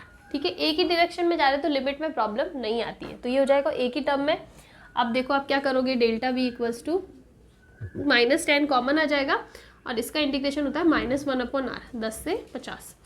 कैलकुलेट करो, ये हो जाएगा माइनस का 1/50 प्लस का 1/10, ये आ जाएगा। और आप इसको कैलकुलेट करोगे तो माइनस का 0.8 आएगा। ठीक है, कैलकुलेशन इजीली हो जाएगी, कोई प्रॉब्लम नहीं है। लेकिन ये तो हमने निकाला है पोटेंशियल डिफरेंस। क्वेश्चन में क्या पूछा है, वर्क डन। तो हमारे पास एक फॉर्मूला है, potential difference equals to work done upon charge. यही फॉर्मूला था, मैंने जनरल लिख दिया, वो पूरा एक्सटर्नल वगैरह करके नहीं लिखा, लेकिन यही फॉर्मूला था। यहाँ से हम लोग वर्क डन निकाल सकते हैं, potential difference into charge. Potential difference कितना है, माइनस। अब देखो यहाँ पे एक चीज़ आ जाएगी कि जो वर्क डन होता है ना, वो हमने कहीं गड़बड़ करी है क्या, माइनस अगर हम लोग प्लस ले लेते हैं तो पोटेंशियल डिफरेंस है 0.8। ठीक है, देखो ये एक बार पॉजिटिव आता है, नेगेटिव आता है, एक बार कैलकुलेट कर लेते हैं। 1/10 माइनस 1/50, 50 कांस्टेंट आ जाएगा, सॉरी एलसीएम आ जाएगा, तो 5 माइनस 1 हो जाएगा, तो 4/50 आएगा। 4/50 का मतलब है ये पॉजिटिव आएगा। ठीक है, ये पॉजिटिव रिजल्ट आएगा। तभी मैं सोचूं वर्क डन नेगेटिव कैसे आ रहा है, पॉजिटिव रिजल्ट आएगा। तो हमारे पास आ जाएगा 0.8 मल्टीप्लाई बाई चार्ज की वैल्यू कितनी गिवन है 2, तो ये आ जाएगा 1.6 जूल, ये हमारे पास आ जाएगा वर्क डन। तो इस टाइप से आप फॉर्मूले में कुछ भी गिवन है, फॉर्मूला आपके पास है, तो आप चाहे पोटेंशियल निकालना हो, चाहे इलेक्ट्रिक फील्ड निकालना हो, चाहे वर्क डन निकालना है, कुछ भी कैलकुलेट कर सकते हैं। अब हमारा जो नेक्स्ट टॉपिक होता है, जो हम लोग हमने इलेक्ट्रिक फील्ड वाला पढ़ा था ना, तो उसमें हमने पढ़ा था स्फेरिकल शेल के लिए या स्फेयर के लिए जो चार्ज स्फेयर्स होते हैं ना, उसके इनसाइड आउटसाइड हमें कितना फील्ड मिलता है, वो सारी चीज़ें हमने पढ़ी थी। सेम चीज़ हम लोग पढ़ेंगे। अब हमें कैलकुलेट करना है क्या, पोटेंशियल। तो अगर हम पोटेंशियल कैलकुलेट करते हैं तो क्या वैल्यूज़ रहती है वो हमें निकालना है। तो हमारा नेक्स्ट है electric potential for charged sphere. अब अगेन अगर मैं बात करूं केसेस की, 4 केसेस होते हैं। होलो वाला केस होगा, सॉलिड केस होगा, दोनों में अलग अलग इंडिविजुअल दो होते हैं। एक होता है कंडक्टिंग, एक होता है नॉन कंडक्टिंग। इसके अंदर भी सेम होगा, कंडक्टिंग, नॉन कंडक्टिंग। ये तीनों केस सेम होते हैं बिकॉज इन तीनों ही केसेस में जो चार्ज होता है ना, वो उसके सरफेस पे रिसाइड रहता है, अंदर कुछ भी चार्ज नहीं होता है। जो भी जितना भी चार्ज होगा वो उसके सरफेस पे रहता है। ठीक है, और नॉन कंडक्टिंग सॉलिड जो स्फीयर होता है ना, उसके अंदर होता है कि चार्ज पूरे वॉल्यूम में होता है। तो बेसिकली ये 3 एक केस है, एक दूसरा केस है। तो हम लोग पहले सबसे पहले 3 वाला जो केस है वो पढ़ लेते हैं। तो पहला हमारा रहेगा होलो, कंडक्टिंग या नॉन कंडक्टिंग या फिर सॉलिड कंडक्टिंग। ये तीनों ही केसेस क्या है, सेम है और चार्ज्ड है। तो इनके लिए पढ़ना अगेन 2 केसेस होंगे, एक होगा आउटसाइड, एक होगा इनसाइड। पहले आउटसाइड वाला ले लेते हैं, यानी outside the sphere, outside when r is greater than capital R। तो क्या होगा, हमारे पास है एक स्फीयर, थोड़ा छोटा लेते हैं। हमारे पास एक स्फीयर है, इसके जो भी चार्ज है वो क्या है, इसके सरफेस पे। अब हमें इसके आउटसाइड, यहाँ कहीं पे भी ले लो, यहाँ ले लो, चलो यहाँ ले लो, डिस्टेंस हो गई r, और ये है कैपिटल R, इसको आप हटा दो, इस टाइप से यहाँ किसी पॉइंट पे हमें क्या निकालना है, पोटेंशियल निकालना है। तो हम लोग कैसे निकालेंगे, तो देखो हमारे पास फॉर्मूला है कि हम लोग पोटेंशियल निकाल सकते हैं, डायरेक्ट भी निकाल सकते हैं। लेकिन डायरेक्ट कब निकालते हैं, जब हमको पता है कि हमारे पास कोई चार्ज एक जगह सेंटर्ड हो तो KQ/R लिख दिया। लेकिन यहाँ पे सेंटर्ड नहीं है, डिस्ट्रीब्यूटेड चार्ज है, यूनिफॉर्मली डिस्ट्रीब्यूटेड चार्ज है, तो यहाँ पे वो फॉर्मूला नहीं लगा सकते। दूसरा तरीका आता है कि अगर हमें इलेक्ट्रिक फील्ड पता है तो पोटेंशियल निकाल सकते हैं, बिकॉज हमने अभी अभी पोटेंशियल और फील्ड के बीच में रिलेशन पढ़ा है। ओके, तो हमारा फॉर्मूला क्या बोलता है, delta V equals to E.dr, ये रिलेशन है हमारे पास। तो यहाँ हमें पता है कि हमने पिछले चैप्टर में बहुत अच्छे से सेम केसेस के लिए इलेक्ट्रिक फील्ड कैलकुलेट करा है। तो इन केसेस में जो इलेक्ट्रिक फील्ड होता है ना, वो होता है KQ/R²। ये होता है हमारे पास। तो हम लोग इसको यूज़ करके पोटेंशियल डिफरेंस निकाल देते हैं। पोटेंशियल डिफरेंस की बात होती है तो अगेन आप ले सकते हो, जैसे कि ये कोई पॉइंट इनफाइनाइट है, इनफाइनाइट से यहाँ तक आने के लिए कर रहे हैं, तो ये हो जाएगा VP माइनस V इनफाइनाइट, कर सकते हो, इक्वल्स टू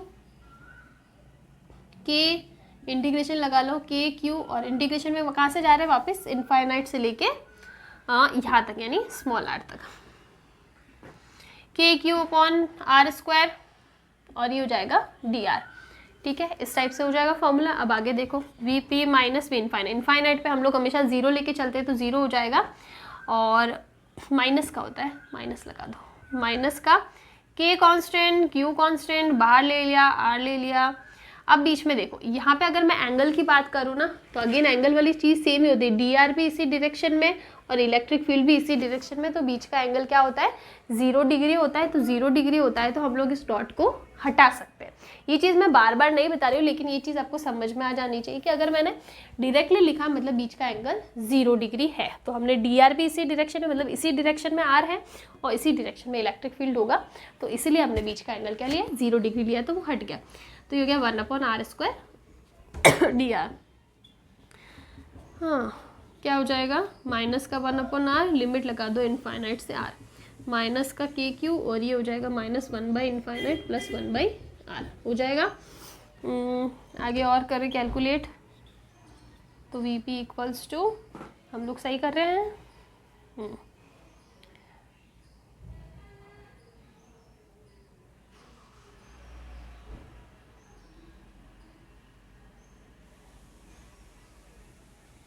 कुछ गड़बड़ कर दी, हाँ यहाँ गड़बड़ कर दी, ये हो जाएगा r और ये हो जाएगा इनफाइनाइट। ठीक है, तो वो 0 हो जाएगा, माइनस माइनस प्लस हो जाएगा, ये हमारे पास आ जाएगा KQ/R। This is the result. अब देखो ये फॉर्मूला कैसा आया, सेम वही फॉर्मूला आया जो हम लोग एक सिंगल पॉइंट चार्ज के लिए पढ़ते थे ना, KQ/R वही आया। तो फिर हमने चार्ज डिस्ट्रीब्यूशन की बात क्यों करी, जब रिजल्ट सेम आया है ना, तो इसका मतलब ये है कि ये जो चार्ज है ना, वो ऐसा लग रहा है कि किसी एक पॉइंट पे सेंटर्ड है। मान लिया कि पूरा पूरा चार्ज डिस्ट्रीब्यूशन कहीं यहाँ पे सेंटर्ड है, उसकी वैल्यू होगी कैपिटल Q, तो इसी की वजह से ये फॉर्मूला आता है कैपिटल KQ/R, सेम फॉर्मूला आता है। तो इट सीम्स लाइक कि कहीं पे ये चार्ज पूरा पूरा एक जगह पे सेंटर्ड है, तो उसकी वजह से सेम फॉर्मूला हमें मिलता है in case of outside the sphere and for ये जो होलो तीनों केस होते हैं ना, इनके लिए। आई थिंक इसमें कोई डिफिकल्टी नहीं होनी चाहिए। अगर आपको ये फॉर्मूला आ गया तो आप इजीली निकाल सकते हो, बिकॉज ये चीज़ें तो हमने पिछले चैप्टर में कैलकुलेट कर ली थी। तो आई थिंक इसमें किसी को कोई प्रॉब्लम नहीं होनी चाहिए। अब हम लोग पढ़ते हैं इनसाइड पॉइंट के लिए।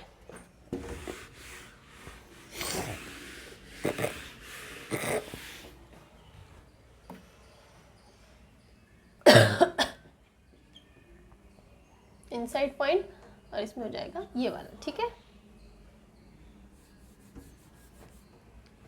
ये हमारा स्फीयर है, ये चार्ज डिस्ट्रीब्यूटेड है।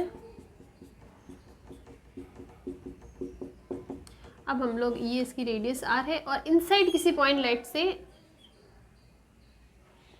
यहाँ पे किसी पॉइंट P पे निकालना चाहते हैं, दिस इज स्मॉल r।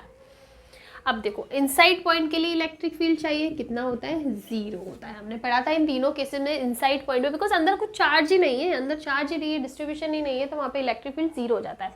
लेकिन इलेक्ट्रिक फील्ड 0 है, इसका मतलब ये नहीं है पोटेंशियल 0 है, बिकॉज अगर कहीं पे चार्ज है तो पोटेंशियल तो होगा, और यहाँ पे चार्ज है, डिस्ट्रीब्यूशन तो है, तो उसकी वजह से पोटेंशियल होगा, बट फील्ड 0 होगा बिकॉज अंदर कुछ भी नहीं है। ठीक है, तो ये चीज़ हम लोग पढ़ चुके हैं नेक्स्ट चैप्टर में कि इनसाइड पॉइंट के लिए फील्ड 0 होता है। कैलकुलेट करते हैं अगेन।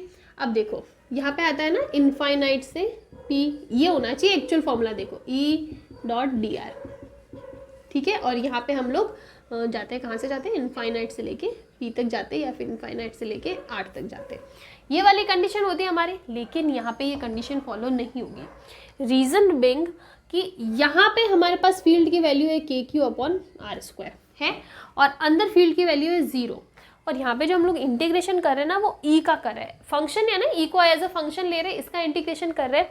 तो ऐसा डेरिवेशन, ऐसा डिफरेंशिएशन, ऐसा इंटीग्रेशन पॉसिबल नहीं है कि फील्ड में सडन चेंजेस आए। यहाँ तक KQ/r², यहाँ पे KQ/R², फिर एकदम से 0। तो इस टाइप के फंक्शन का हम लोग इंटीग्रेशन डिफरेंशिएशन नहीं कर सकते जहाँ पे फंक्शन में सडन चेंजेस आ रहे हैं, ठीक है ना, कि एकदम से ओहो इनफाइनाइट वैल्यू फिर एकदम से 0, नहीं, दैट इज नॉट पॉसिबल। तो हम लोग ये वाले लिमिट लगा के डिफरेंशिएशन या इंटीग्रेशन, यहाँ पे हम लोग इंटीग्रेशन की बात करें, नहीं कर सकते। तो फिर क्या हो जाएगा, हमें कुछ चेंज करना पड़ेगा।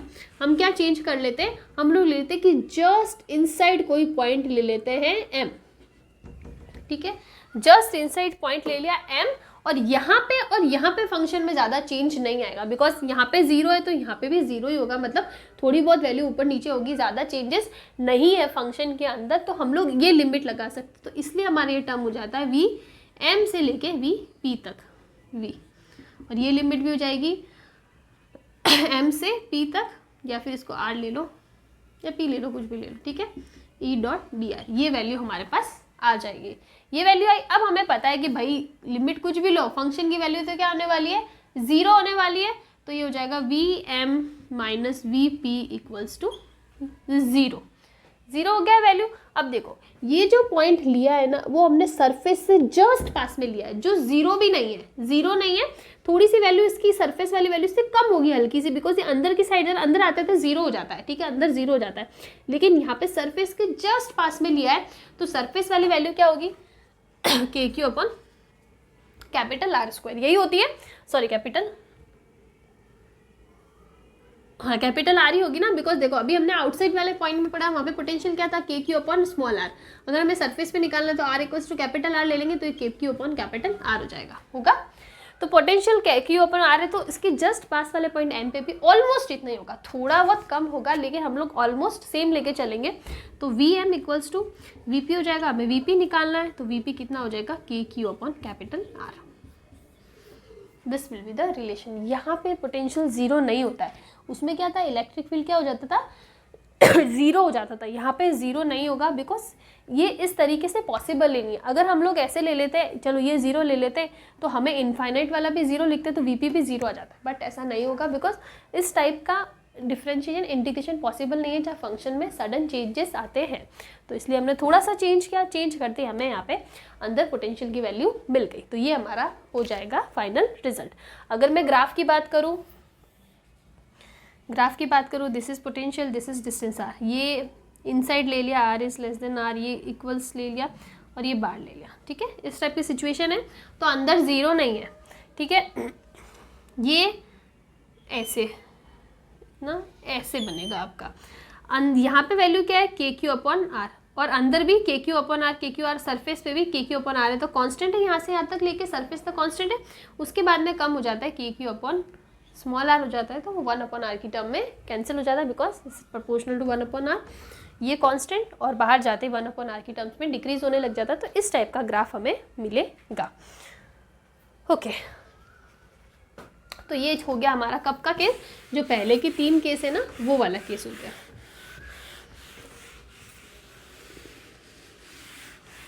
अब हम लोग आगे बढ़ते हैं। अब हमारा सेकंड केस क्या आता है, जब हम लोग बात कर रहे हैं सॉलिड नॉन कंडक्टिंग स्फीयर।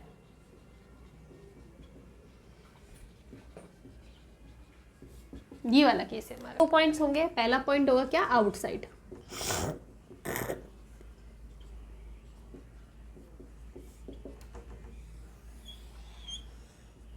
यहाँ क्या होता है, पूरे वॉल्यूम में चार्ज डिस्ट्रीब्यूटेड होता है, सिर्फ सरफेस पे नहीं होता है, वॉल्यूम के अंदर होता है। इस टाइप से यहाँ ये हो गया कैपिटल R, और बाहर किसी पॉइंट P पे हमको निकालना है पोटेंशियल। तो देखो सेम, इसके लिए इलेक्ट्रिक फील्ड की वैल्यू क्या होती है, KQ/R²।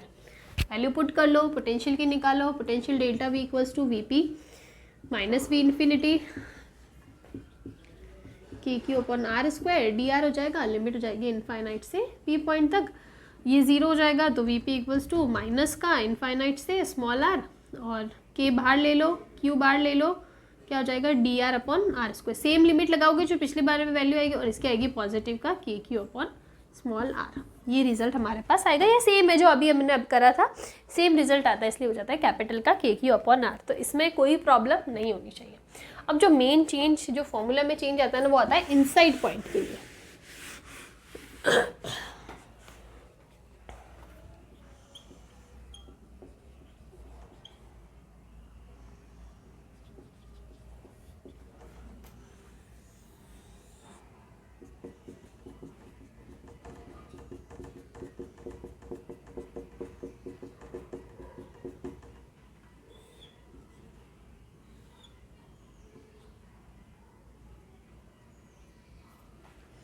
अब देखो, सबसे पहले हमें चाहिए इनसाइड पॉइंट के लिए इलेक्ट्रिक फील्ड, वो हम लोग कैलकुलेट कर चुके हैं, जो कि होता है E equals to KQ small r upon capital R का स्क्वायर होता है, क्यूब होता है, स्क्वायर होता है, ठीक है, नहीं क्यूब होता है, सॉरी।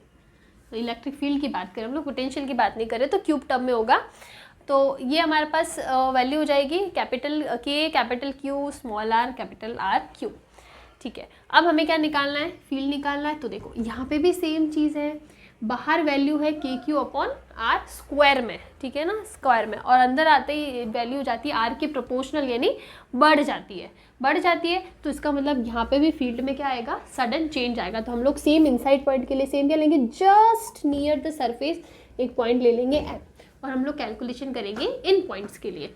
तो हो जाएगा M से P के लिए तो VP माइनस VM, इंटीग्रेशन लगेगा M से P माइनस का KQ R upon R cube और DR हो जाएगा इंटीग्रेशन। यहाँ तक कोई प्रॉब्लम नहीं है। देखो VP माइनस V हम वैल्यू हम लोग बाद में पुट करेंगे, इंटीग्रेशन ऑफ, पहले बाहर ले लेते हैं, K constant, capital Q constant, small r constant, ये हो गया। अब लिमिट देखो M से R, M तो सरफेस पे तो कैपिटल R, और ये P अंदर है तो स्मॉल r हो जाएगा, और ये हो जाएगा R DR, ये टर्म हमारे पास आ जाएगी। फिर कैलकुलेट करो VM माइनस, ये क्या है VM, यानी सरफेस पे पोटेंशियल की वैल्यू, सरफेस पे पोटेंशियल की वैल्यू क्या होती है, KQ अपॉन कैपिटल R, यही होती है। तो ये वैल्यू पुट कर लो, KQ upon equals to Q upon R cube, ये हो जाएगा R स्क्वायर बाई 2, और ये लिमिट लग जाएगी ऐसे। और आगे कैलकुलेट करो, small r square by 2 minus capital R square by 2, ये वैल्यू हो जाएगी हमारे पास, ठीक है ना। चलो ठीक है, अब इसको और ओपन करते हैं, थोड़ा सा स्पेस बनाते हैं, इसकी हमें ज़रूरत नहीं है अभी। तो ये हो जाएगा VP minus KQ upon capital R equals two plus का KQ R square upon 2R cube, और माइनस का KQ small r square upon 2R cube, ये हो जाएगा। अब इसे हमें कैलकुलेट करना है। तो आप देखो ये कैंसिल हो गया, जो कैंसिल हो रहा है उसको कैंसिल कर देते हैं। तो ये हो जाएगा KQ अपॉन 2R, और ये माइनस का यहाँ पे कुछ कैंसिल हो रहा है, नहीं यहाँ पे कोई कैंसिल नहीं हो रहा है, KQ R square upon 2R cube. अब इस टर्म को उधर ले जाते हैं, तो ये क्या हो जाएगा, VP equals to KQ upon 2R plus KQ upon R, यानी 1 प्लस 1/2, 3/2 हो जाएगा। तो हो जाएगा 3/2 KQ अपॉन R, और ये माइनस का KQ small r upon 2R cube. आप वैसे तो यहाँ आ गया रिजल्ट हमारा, लेकिन जो कॉमन आता है वो हम लोग कॉमन ले लेते हैं। KQ upon R 2R common है, तो KQ अपॉन 2R कॉमन ले लिया, या फिर R ही ले लो कॉमन, ठीक है। तो ये क्या हो जाएगा, ये हो जाएगा 3/2, 3/2 माइनस KQ कॉमन आ गया R square upon 2R square, ये वैल्यू हमारे पास आ जाएगी। ये वैल्यू आ रही है हमारे पास रिजल्ट पे। तो ये रिजल्ट हमारे पास आ जाएगा, दिस इज द रिजल्ट। ये रिजल्ट याद रखना बहुत ज़रूरी है। हम लोग इंक डाल देते हैं। देखो अगर आपके पास इलेक्ट्रिक फील्ड की वैल्यू है ना, जो हमने पिछले चैप्टर में कैलकुलेट करी है, तो अगर वो रिजल्ट आपको पता है, फिर तो आपको सिर्फ मैथमेटिकल कैलकुलेशन ही तो करनी है, डिफरेंट इंटीग्रेशन ही तो करना है, करना ही क्या है, ठीक है। तो वो वैल्यूज़ याद रखना बहुत ज़रूरी है पोटेंशियल निकालने के लिए। बिकॉज हम लोग डायरेक्टली पोटेंशियल नहीं निकाल सकते, बिकॉज यहाँ पे चार्ज डिस्ट्रीब्यूशन गिवन है, किसी एक पॉइंट का नहीं गिवन है, तो उसके लिए हमें फॉर्मूला नहीं पता है, तो इसीलिए हम लोग इलेक्ट्रिक फील्ड और पोटेंशियल के बीच का रिलेशन निकाल के उसको फाइंड करते हैं। तो इसीलिए हमने वो वाला कॉन्सेप्ट लगा के यहाँ पे स्फीयर के लिए सारी कैलकुलेशन करी है। ये रिजल्ट हमारे पास आ गया। अब हमें पूछा, अगर हमें इसमें क्वेश्चन में पूछा है कि सेंटर पे निकालना है, तो सेंटर पे क्या होता है, स्मॉल आर इक्वल्स टू 0 हो जाएगा। यहाँ पे स्मॉल आर इक्वल्स टू 0 निकालो, वी सेंटर करो, वी सेंटर पे, तो ये के क्यू अपॉन आर, ठीक है, स्मॉल आर 0 यानी पूरी टर्म 0, पीछे बचा 3/2, यानी ये हो जाएगा 3/2 के क्यू अपॉन आर। और ये जो फॉर्मूला है ना वी पी का, वो किसके प्रोपोर्शनल, माइनस का आर स्क्वायर। तो देखो सेंटर पे 3/2 k Q upon are, surface पे के क्यू अपॉन आर, और अंदर की साइड ये और बाहर के क्यू अपॉन आर। तो इसका मतलब है सबसे ज़्यादा वैल्यू हमें मिल रही है सेंटर पे, सेंटर पे मिलेगी। और अंदर क्या है, अंदर तो कम हो रही है, आर स्क्वायर की टर्म में क्या हो रही है, कम हो रही है, नेगेटिव आर स्क्वायर है, तो आर स्क्वायर की टर्म में कम हो रही है, और बाहर जाके तो आर के इन्वर्सली प्रोपोर्शनल कम हो रही है। तो इसका मतलब अगर मैं ग्राफ बनाऊँ ना, ठीक है, ये यहाँ पे क्या है, centre, sorry this is surface, ये आउटसाइड और ये इनसाइड। तो इनसाइड सबसे पहले सेंटर पे तो मैक्सिमम वैल्यू है, मैक्सिमम वैल्यू कितनी, 3/2, this is V, 3/2 k Q upon r, this is the maximum value. उसके बाद थोड़ी सी कम हो रही है, बिकॉज नेगेटिव आर स्क्वायर की प्रोपोर्शनल है, कम हो रही है, यहाँ पे सेंटर तक कम होगी, फिर सेंटर में जाके ये ऐसे कम होगी। तो ये इस टाइप का ग्राफ आपको मिलेगा। This graph is very important. Directly आपको ये ग्राफ भी पेपर के अंदर या एग्जाम के अंदर पूछ सकते हैं, चाहे सीबीएसई का हो, चाहे नीट का हो, चाहे जेई का हो। एडवांस में डायरेक्ट ग्राफ नहीं आता, मेंस में आ सकता है, नीट में आ सकता है, डायरेक्टली आपको ग्राफ पूछ सकता है कि इनसाइड नॉन कंडक्टिंग स्फीयर के लिए इनसाइड कैसे आपका पोटेंशियल और डिस्टेंस के साथ में वेरी करता है, तो वो इस ग्राफ की फॉर्म में आप लोग बता सकते हो।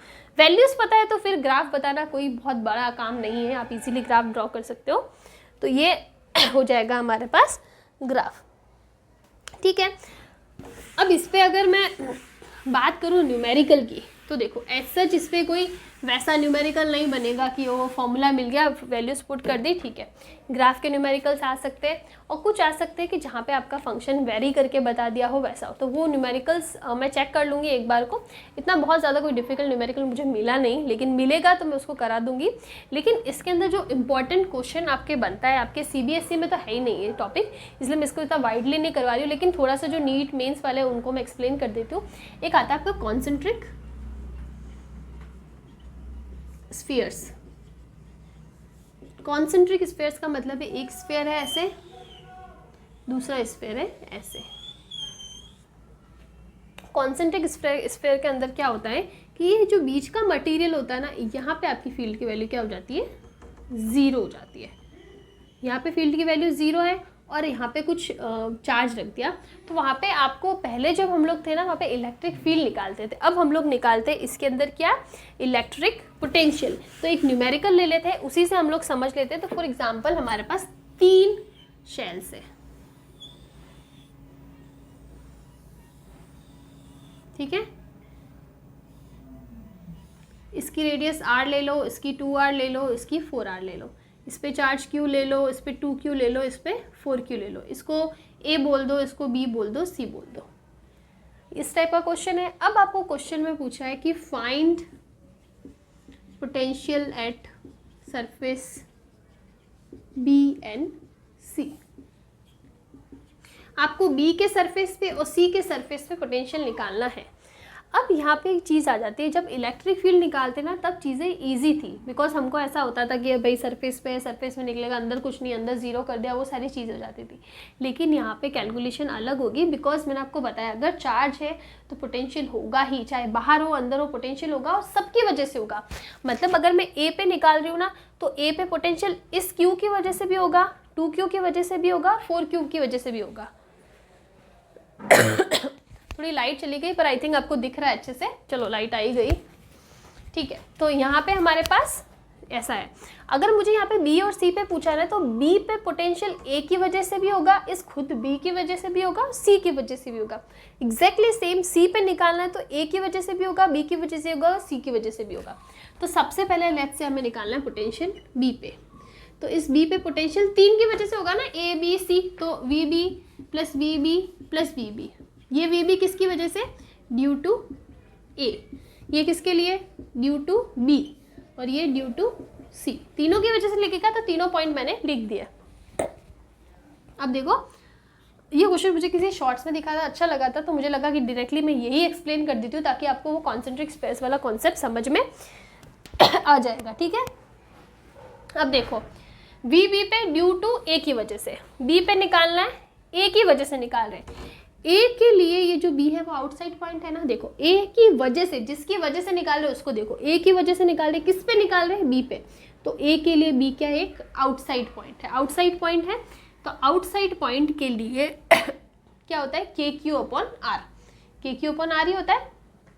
ठीक है, तो के क्यू, क्यू कितना, इस पे कितना चार्ज है, कैपिटल क्यू ही है, सॉरी इसकी वजह से निकाल रहे तो कैपिटल क्यू, के क्यू अपॉन आर। आर अब कितनी लेनी है, यहाँ तक लो कि ये किसकी वजह से पूछ रहा है ना, मैक्सिमम लेना है। मैं हमेशा ये चीज़ बोलती हूँ, मैक्सिमम वाला पॉइंट लेना है। ये ट्रिक आपको याद रखनी पड़ेगी कि मैक्सिमम लेना है, मतलब यहाँ पे बी के लिए पूछा है ना, तो बी यहाँ पे मैक्सिमम है। ए की वजह से पूछता, ए पे ए की वजह से पूछता, मैं थोड़ा कन्फ्यूजन हो जाएगा, मैं पहले करा लेती हूँ फिर बता दूँ। बी की वजह से पूछा तो बी तक का रेडियस कितनी आ रही है, 2r हो जाएगा। अब बी का बी की वजह से निकालना है, तो के बी पे चार्ज कितना है, 2q, और इसकी रेडियस कितनी है, 2r हो जाएगा। अब सी की वजह से निकालना है, देखो सी की वजह से निकालना है बी के लिए, तो सी की वजह से निकाल, तो सी के लिए बी एक इनसाइड पॉइंट है, इनसाइड पॉइंट है। वैल्यू वो की वो रहेगी फॉर्मूले की, बिकॉज इनसाइड भी ये कांस्टेंट होता है। ये वो वाले केसेस है जो स्टार्टिंग के 3 केसेस पढ़े थे ना हमने कॉन्सेंट्रिक स्फीयर में, सॉरी स्फीयर में जो 3 पढ़े थे ना, होलो कंडक्टिंग, नॉन कंडक्टिंग या solid non conducting, sorry conducting, वो वाला केस है, तो उसमें इनसाइड भी कांस्टेंट रहता है। अभी जो हमने लास्ट केस पढ़ा ना, वो पढ़ा था solid conducting, that is a different case. उसमें पूरे वॉल्यूम के अंदर चार्ज होता है, इसमें ऐसा नहीं है, पूरे वॉल्यूम में चार्ज डिस्ट्रीब्यूशन नहीं होता है। तो स्टार्टिंग के जो 3 केसेस है ना, वो लेने हैं जहाँ पे इनसाइड कांस्टेंट था के क्यू अपॉन आर, वही केस हम लोग ले रहे हैं। तो सी के लिए, सी की वजह से बी पे निकाल रहे हैं, तो ये इसके लिए एक इनसाइड पॉइंट है, रहने वही वाला है, के कितना charge, 4q upon r, radius maximum वाली लेना है। तो सी के लिए निकाल रहे हैं, इसके लिए मैक्सिमम होगी ये वाली रेडियस, किसकी वजह से, 4r। कैलकुलेट करो कितना हो जाएगा, 3kq upon 2r plus 4kq upon 4r। तो इसका मतलब 3/2 प्लस 1, 5/2 हो रहा है, सही आ रहा है क्या, 5/2, हाँ 5kq अपॉन आर, ये फॉर्मूला हमारे पास आ जाएगा। ठीक है, ये तो हो गया जब हम बी के लिए निकालते हैं। अब सी की बात करते हैं। सेम है सी पे भी, तीनों की वजह से, सी सी सी सी। अब देखो सी जो है ना, उसमें मैक्सिमम ही सी है, तो सब जगह नीचे रेडियस 4r ही आएगी।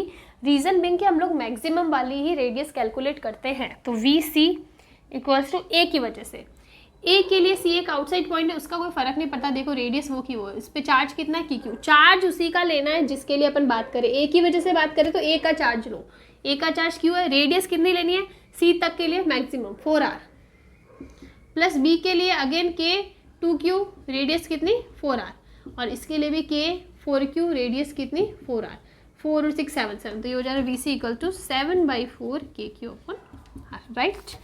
सो राइट, दिस इज द। अब इसमें मेन जो होता है ना, को चार्ज लेना इतना मुश्किल नहीं है, बिकॉज हम लोग जिसके लिए बात कर रहे हैं ना, बी के लिए जिसकी वजह से, ए की वजह से बात करें ए का चार्ज देखो, बी की वजह से बात करें बी का चार्ज देखो, तो के क्यू। बात आती है नीचे रेडियस लेने की, तो रेडियस आपको कैसे लेनी है, मैक्सिमम लेनी है। जैसे कि हम लोग बी पे बात कर रहे हैं ए की वजह से, तो ये मैक्सिमम यही आएगी। मतलब दोनों में से देखना है बड़ी कौन सी, ए और सी के लिए बात करें तो दोनों में से बड़ी सी वाली है, तो सी की आएगी। ए और बी के लिए बात करें दोनों में से बड़ी कौन सी, बी वाली, बी की बात करें। बी और सी के लिए बात करें दोनों में से बड़ी कौन सी है, सी वाली, तो सी की आएगी। तो वो चीज़ आपको ट्रिक के फॉर्म में याद करनी पड़ेगी, वरना बहुत कन्फ्यूजिंग हो जाएगा। तो ये नीट वगैरह का एक टॉपिक है, इस पर 1-2 न्यूमेरिकल्स होते हैं, वो मैं लास्ट में करवाऊंगी, जहाँ पे अर्थिंग वाले क्वेश्चन भी होते हैं 1-2, बिकॉज उसमें थ्योरी जितना कुछ नहीं है, उसमें न्यूमेरिकल करोगे तो वो कॉन्सेप्ट आएगा। ये भी सेम वही है, इसमें थ्योरी कुछ नहीं है, न्यूमेरिकल करोगे तो चीज़ें क्लियर होगी। तो वो इसलिए हम लोग बाद में एक ले लेंगे अलग से न्यूमेरिकल वाला, उसमें करा देंगे। तो ठीक है, ये हो गया। उसके बाद में हमारे पास नेक्स्ट टॉपिक आता है इक्विपोटेंशियल सरफेस। थियोरेटिकल टॉपिक है, ज़्यादा कुछ नहीं है इसके अंदर। Equipotential surface,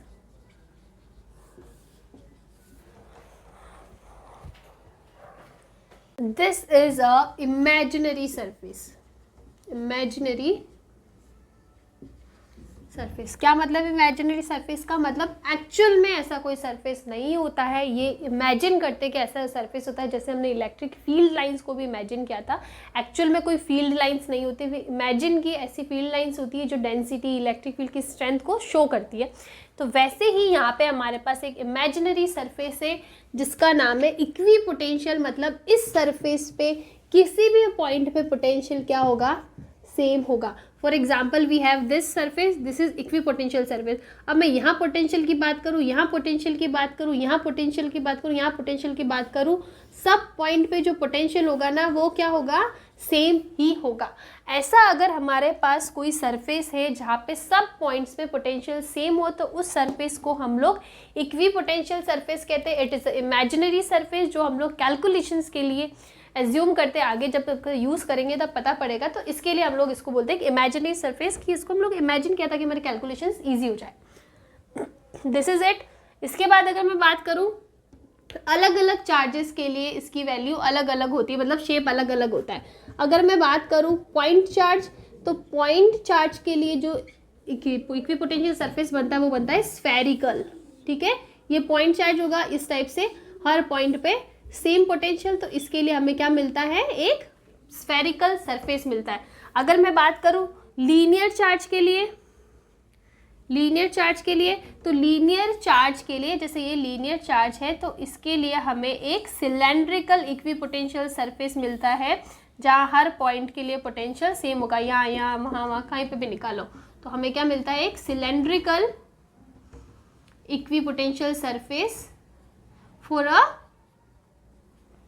a linear charge.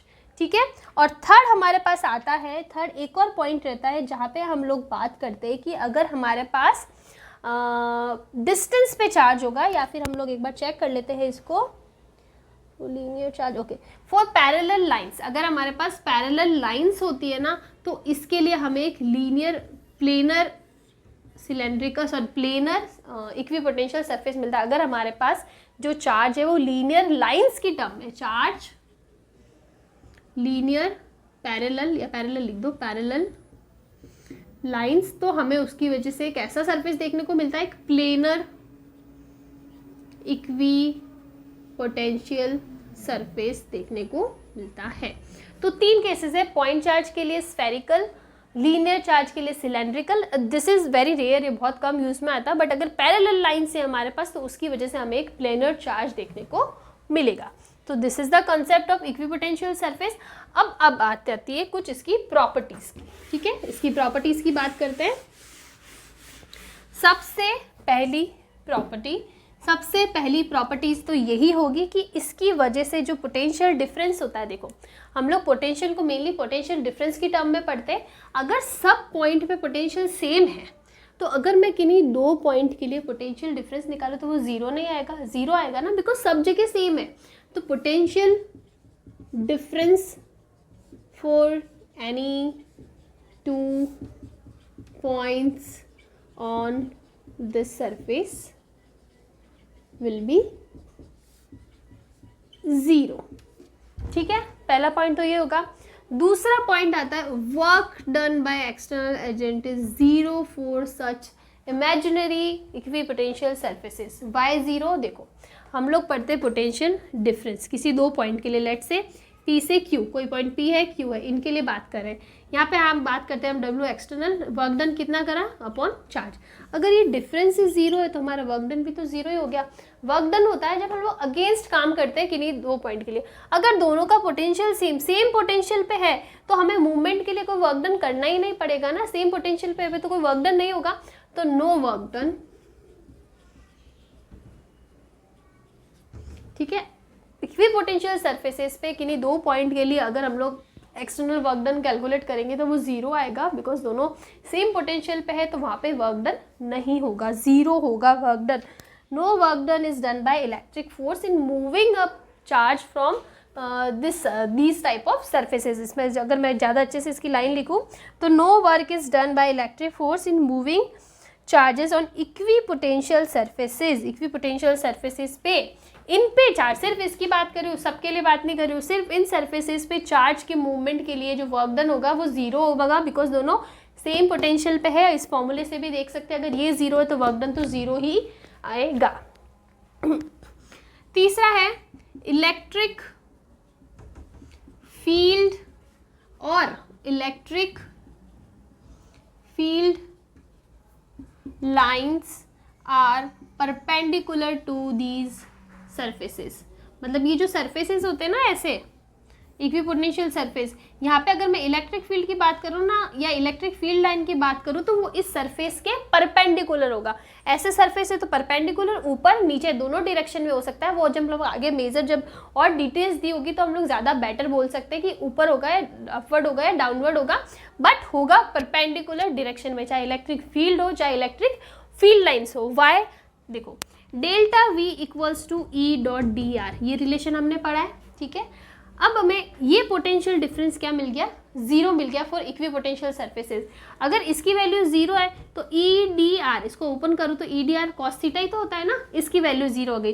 ई की वैल्यू जीरो नहीं हो सकती, डिस्प्लेसमेंट की वैल्यू जीरो नहीं हो सकती, जीरो किसकी होगी, cos theta equals to zero. Cos theta का वो जीरो होता है जब थीटा इक्वल्स टू 90 डिग्री। इसका मतलब इलेक्ट्रिक फील्ड और डिस्प्लेसमेंट, डिस्प्लेसमेंट ये सरफेस है, डिस्प्लेसमेंट तो सरफेस पे ही होगा ना, तो अगर ऐसे डिस्प्लेसमेंट है ना डी आर, तो इलेक्ट्रिक फील्ड हमेशा उसके परपेंडिकुलर डायरेक्शन में ही होगा, चाहे इलेक्ट्रिक फील्ड बोलो चाहे इलेक्ट्रिक फील्ड लाइन्स बोलो। हो गया। और वो जो मैंने अभी आपको बताया था ना पॉइंट चार्ज के लिए, लीनियर चार्ज के लिए, पैरेलल लाइंस के लिए, तो वो फील्ड लाइंस की वजह से ही वो इक्विपोटेंशियल सरफेस स्फेरिकल, सिलेंड्रिकल और प्लेनर फॉर्म में बनता है। बिकॉज जब पॉइंट की बात करेंगे तो इस टाइप से फील्ड लाइंस निकलेगी परपेंडिकुलर डायरेक्शन में, हमें एक स्फेरिकल शेप देगी। अगर मैं बात करूँ लीनियर चार्ज की तो इस डायरेक्शन में परपेंडिकुलर फील्ड लाइंस निकलेगी और हमें एक सिलेंड्रिकल शेप देगी। और सेम केस आता है जब हम लोग पैरेलल लाइंस की बात करेंगे तो वहाँ पे परपेंडिकुलर डायरेक्शन में फील्ड लाइंस मिलती है, जिसकी वजह से हमें एक प्लेनर इक्विपोटेंशियल सरफेस मिलता है। तो दीज वर द प्रॉपर्टीज। इसके आगे इसमें एक प्रॉपर्टी और रहती है। आज टॉपिक थोड़े ज़्यादा कवर कराने हैं तो इसलिए मुझे सीक्वेंस चेक करनी पड़ रही है कि हाँ इसके बाद में मुझे ये कराना है। छोटा टॉपिक रहता है तो याद रह जाता है। फोर्थ प्रॉपर्टीज होती है कि two equipotential surfaces can never intersect. मतलब दो जो सरफेस होते हैं ना इक्विपोटेंशियल सरफेस, एक सरफेस ऐसे ले लिया और एक सरफेस ऐसे ले लिया, तो ये दोनों सरफेस कभी भी एक दूसरे को इंटरसेक्ट नहीं कर सकते। रीज़न बिंग कि अगर मैं यहाँ जहाँ पे इनका इंटरसेक्शन हो रहा है ना उस एरिया पे अगर मैं किसी पॉइंट पे इलेक्ट्रिक फील्ड की बात करूँ तो इसके लिए इसके ये जैसे वन सरफेस ये सेकंड सरफेस, तो वन के लिए परपेंडिकुलर इलेक्ट्रिक फील्ड की डायरेक्शन ऐसी आएगी E1 और सेकंड के लिए उसके परपेंडिकुलर डायरेक्शन ऐसी आएगी। बात मेरी समझ में आ रही है। दो सरफेस लिए इंटरसेक्ट कर दिया, इनके इंटरसेक्शन जो एरिया है ना उधर अगर मैं किसी फील्ड पे पॉइंट निकालूँ तो वन सरफेस के लिए उसके परपेंडिकुलर इलेक्ट्रिक फील्ड ऐसा होगा because electric field is always perpendicular to the equipotential surface. अभी हमने पढ़ा, तो इसके परपेंडिकुलर और सेकंड के परपेंडिकुलर ऐसे, मतलब हमें एक ही पॉइंट पे दो इलेक्ट्रिक फील्ड की डायरेक्शन मिल रही है, इधर भी जा रहा है उधर भी जा रहा है। एक ही पॉइंट पे दो डायरेक्शन पॉजिटिव पॉसिबल नहीं है, इम्पॉसिबल है। तो इसीलिए हम लोग बोलते हैं कि two equipotential surfaces can never intersect. तो बस यही था इक्विपोटेंशियल सरफेसेस में, इससे ज़्यादा इसमें कुछ भी नहीं है। थियोरेटिकल क्वेश्चन है, न्यूमेरिकल बहुत ही छोटे इजी से न्यूमेरिकल्स मिलते हैं। वो भी किस टाइप के न्यूमेरिकल्स हो सकते हैं जहाँ पे आपको ई और डी आर मतलब डिस्प्लेसमेंट और इलेक्ट्रिक फील्ड के बीच में एंगल फाइंड करना, वो पुट करके आपको पोटेंशियल की वैल्यू फाइंड करनी। इतना सा आपके पास क्वेश्चन बनेगा। नेक्स्ट आपका टॉपिक रहता है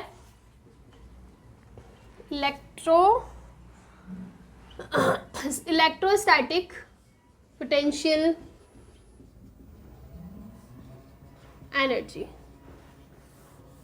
इलेक्ट्रोस्टैटिक पोटेंशियल एनर्जी, ठीक है, कि अब हमें इलेक्ट्रोस्टैटिक मतलब हमारा जो ये कॉन्फ़िगरेशन था जो अभी तक हम लोग पढ़ रहे हैं, एक चार्ज है इन्फिनिटी पे, उसको पॉइंट टेस्ट चार्ज है, उसको हमको किसी स्पेस में किसी दूसरे पॉइंट पे लेके जाना है, तो जो पोटेंशियल डिफरेंस आएगा उसका वर्क डन होगा। सारा जो भी हमने कॉन्फ़िगरेशन जो कॉन्सेप्ट पढ़ा है उसी को अब हमको पोटेंशियल एनर्जी की फॉर्म में ट्रांसफ़र करना है। अगर हमने वर्क डन निकाल दिया तो पोटेंशियल एनर्जी निकल जाती है, because work done potential energy same रहता है, ठीक है। Work done equals to difference in potential energy, यही रहता है। हमने ये फॉर्मूलाज क्लास 11 में बहुत अच्छे से पढ़े। तो सबसे पहले कॉन्सेप्ट की बात करते हैं। हमारे पास यहाँ इनफाइनाइट पोजीशन पे कोई दो चार्ज है Q1 Q2, ये है इनफाइनाइट पोजीशन, ये हमारी इनिशियल पोजीशन है। और अब हमको स्पेस में किसी दूसरे पॉइंट पे इनको यहाँ पे लेके आना। हमने अभी तक पोटेंशियल में ये किया था, एक चार्ज को लेके पढ़ रहे थे, अभी हम लोग दो चार्ज को लेके पढ़ रहे हैं, ठीक है। फॉर एग्जाम्पल हम लोग सिर्फ एक चार्ज को लेके पढ़ते या फिर इसी को पढ़ते, तो अब क्या होगा, देखो यहाँ पे कुछ भी नहीं है, यहाँ पे दो चार्जेस है। अब मैं जब इस Q1 चार्ज को इनफाइनाइट पोजीशन से इस पोजीशन पे लाऊंगी तो जो वर्क डन होगा ना वो ज़ीरो होगा। Work done for Q1 is zero. Why zero? Because work done क्या होता है, जब हम लोग किसी फोर्स के अगेंस्ट काम करते हैं, तो हमें वर्क डन मिलता है ना। वर्क डन का फॉर्मूला होता है F.dr, कि हमारे पास फोर्स भी होना चाहिए और डिस्प्लेसमेंट भी होना चाहिए उस फोर्स की वजह से।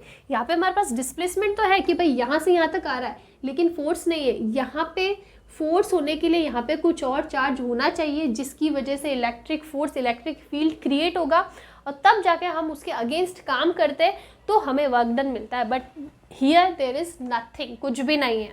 हम लोग इनिशियल से यहाँ पे आने के लिए यहाँ पे कोई इलेक्ट्रिक फील्ड, इलेक्ट्रिक फोर्स है ही नहीं, कुछ है ही नहीं। तो यहाँ पे क्या हो जाएगा, हमारे पास सिर्फ ये दो चार्ज है, तो यहाँ पे कुछ नहीं है, तो यहाँ पे कोई फील्ड नहीं है। तो जब हम लोग इस Q1 को यहाँ पे ट्रांसफ़र करेंगे ना, तो ये किसी फील्ड को अपोज भी नहीं करेगा, कोई एक्सटर्नल फोर्स ही नहीं है। जब एक्सटर्नल फोर्स ही नहीं है मतलब कोई इलेक्ट्रिक फोर्स नहीं है हमारे पास जिसको हम लोग अगेंस्ट काम करें, तो हमारा वर्क डन क्या हो जाएगा, ज़ीरो हो जाएगा। तो अगर हम लोग Q1 चार्ज को इधर ट्रांसफ़र करते हैं तो उसके लिए वर्क डन क्या होता है, ज़ीरो होता है। तो इससे हम लोग ये भी कह सकते हैं कि फॉर अ सिंगल चार्ज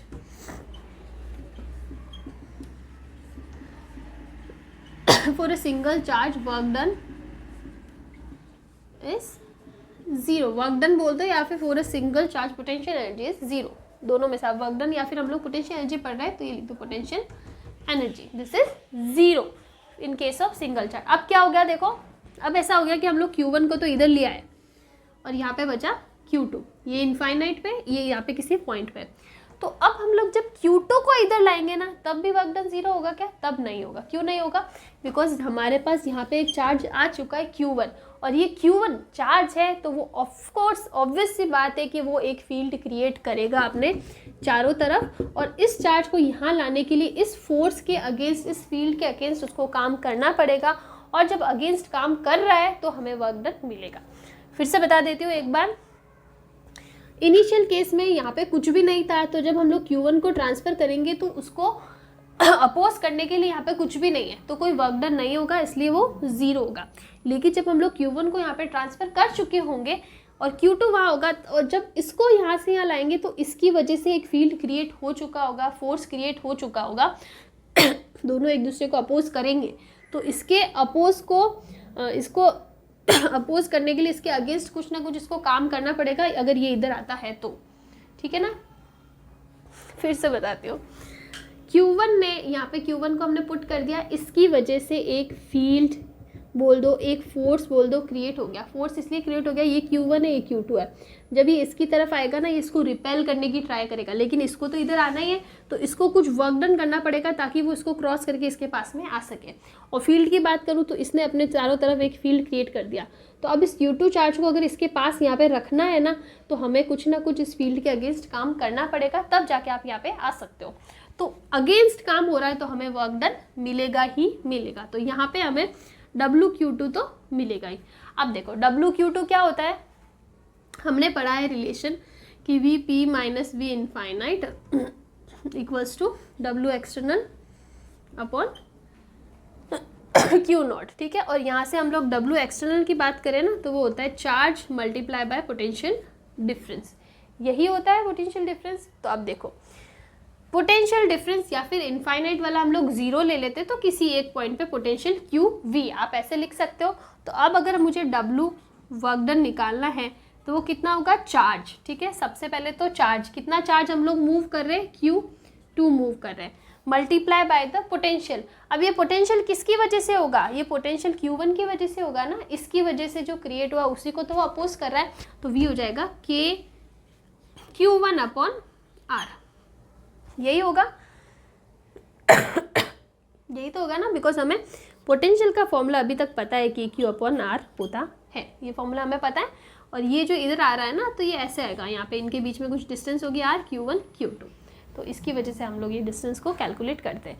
तो ये इस टाइप का फॉर्मूला बन जाएगा। और इसको अगर मैं बहुत अच्छे से लिखूँ तो हमारा जो वर्क डन हो जाएगा वो हो जाएगा Q1 Q2 अपॉन R।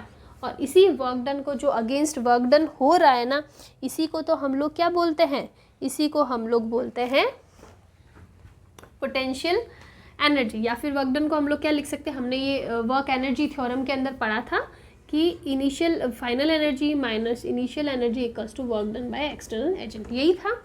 तो इनिशियल वाज जीरो, इनिशियल कुछ भी नहीं था, तो ये फाइनल या जो हम लोग निकाल रहे वही था, वो हो जाएगा Q1 Q2 upon R and this is our relation.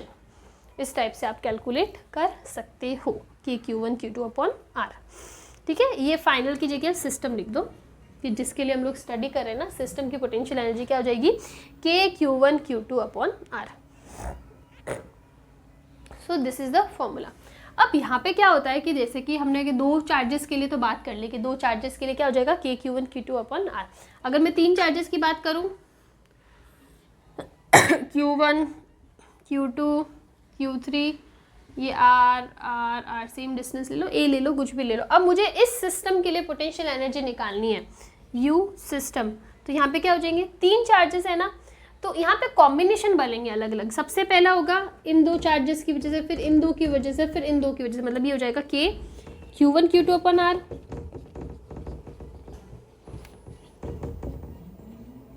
इस टाइप से होगा। तो ये फॉर्मूला हमारे पास होगा। यहाँ पे आपको ये कॉम्बिनेशंस लेना है, और कॉम्बिनेशंस का फॉर्मूला मैं बता देती हूँ। नंबर ऑफ कॉम्बिनेशन जो होंगे ना, नंबर ऑफ कॉम्बिनेशन वो होंगे n-1/2, where n is the number of charges. For example दो चार्ज होता है तो सिर्फ एक ही कॉम्बिनेशन बनता है, तो कितना होगा देखो 2 × 2 - 1/2, 2 से 2 कैंसिल, 1 बचेगा। 3 का लिया है तो 3 × 3 - 1/2, यानी 3 × 2/2, 2 से 2 कैंसिल, 3 कॉम्बिनेशन, तो 3 कॉम्बिनेशन बन रहे हैं। स्क्वायर का लोगे तो क्या होगा 4 × 3/2, यानी 6 कॉम्बिनेशंस।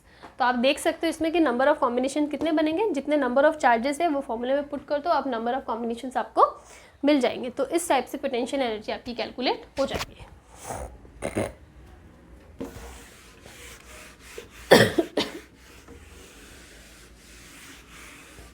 ये तो कब था, जब हमने पढ़ा कि हम लोग इनिशियल कॉन्फ़िगरेशन स्टार्ट करें जहाँ पे हमने कोई एक्सटर्नल एजेंट्स काम नहीं कर रहे।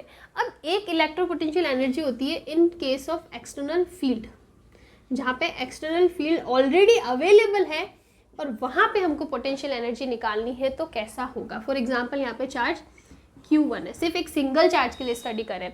हमने पहले वाले केस में जहाँ पे कोई एक्सटर्नल फील्ड नहीं था, उसमें था कि in case of single charge the potential energy will be zero in absence of external field, ठीक है ना।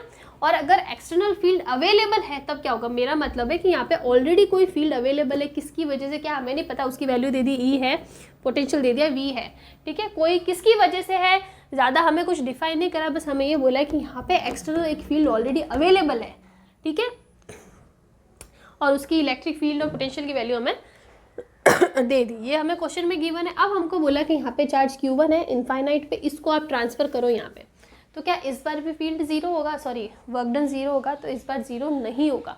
बिकॉज इसको अपोज करने के लिए हमको वर्क डन करना पड़ेगा, बिकॉज यहाँ पे कुछ है, यहाँ पे ऑलरेडी एक फील्ड है जिसको हमको अपोज करना पड़ेगा।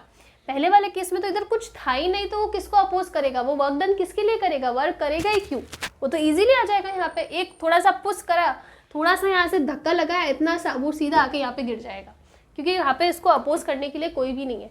लेकिन यहाँ पे ऐसा केस नहीं है, यहाँ पे ऑलरेडी एक एक्सटर्नल फील्ड अवेलेबल है और आपको यहाँ से काम करना पड़ेगा, कुछ एनर्जी देनी पड़ेगी, तब जाके वो इधर आएगा, ठीक है ना। तो इस वाले केस में वर्क डन बाय Q1 जो होगा ना, वो हो जाएगा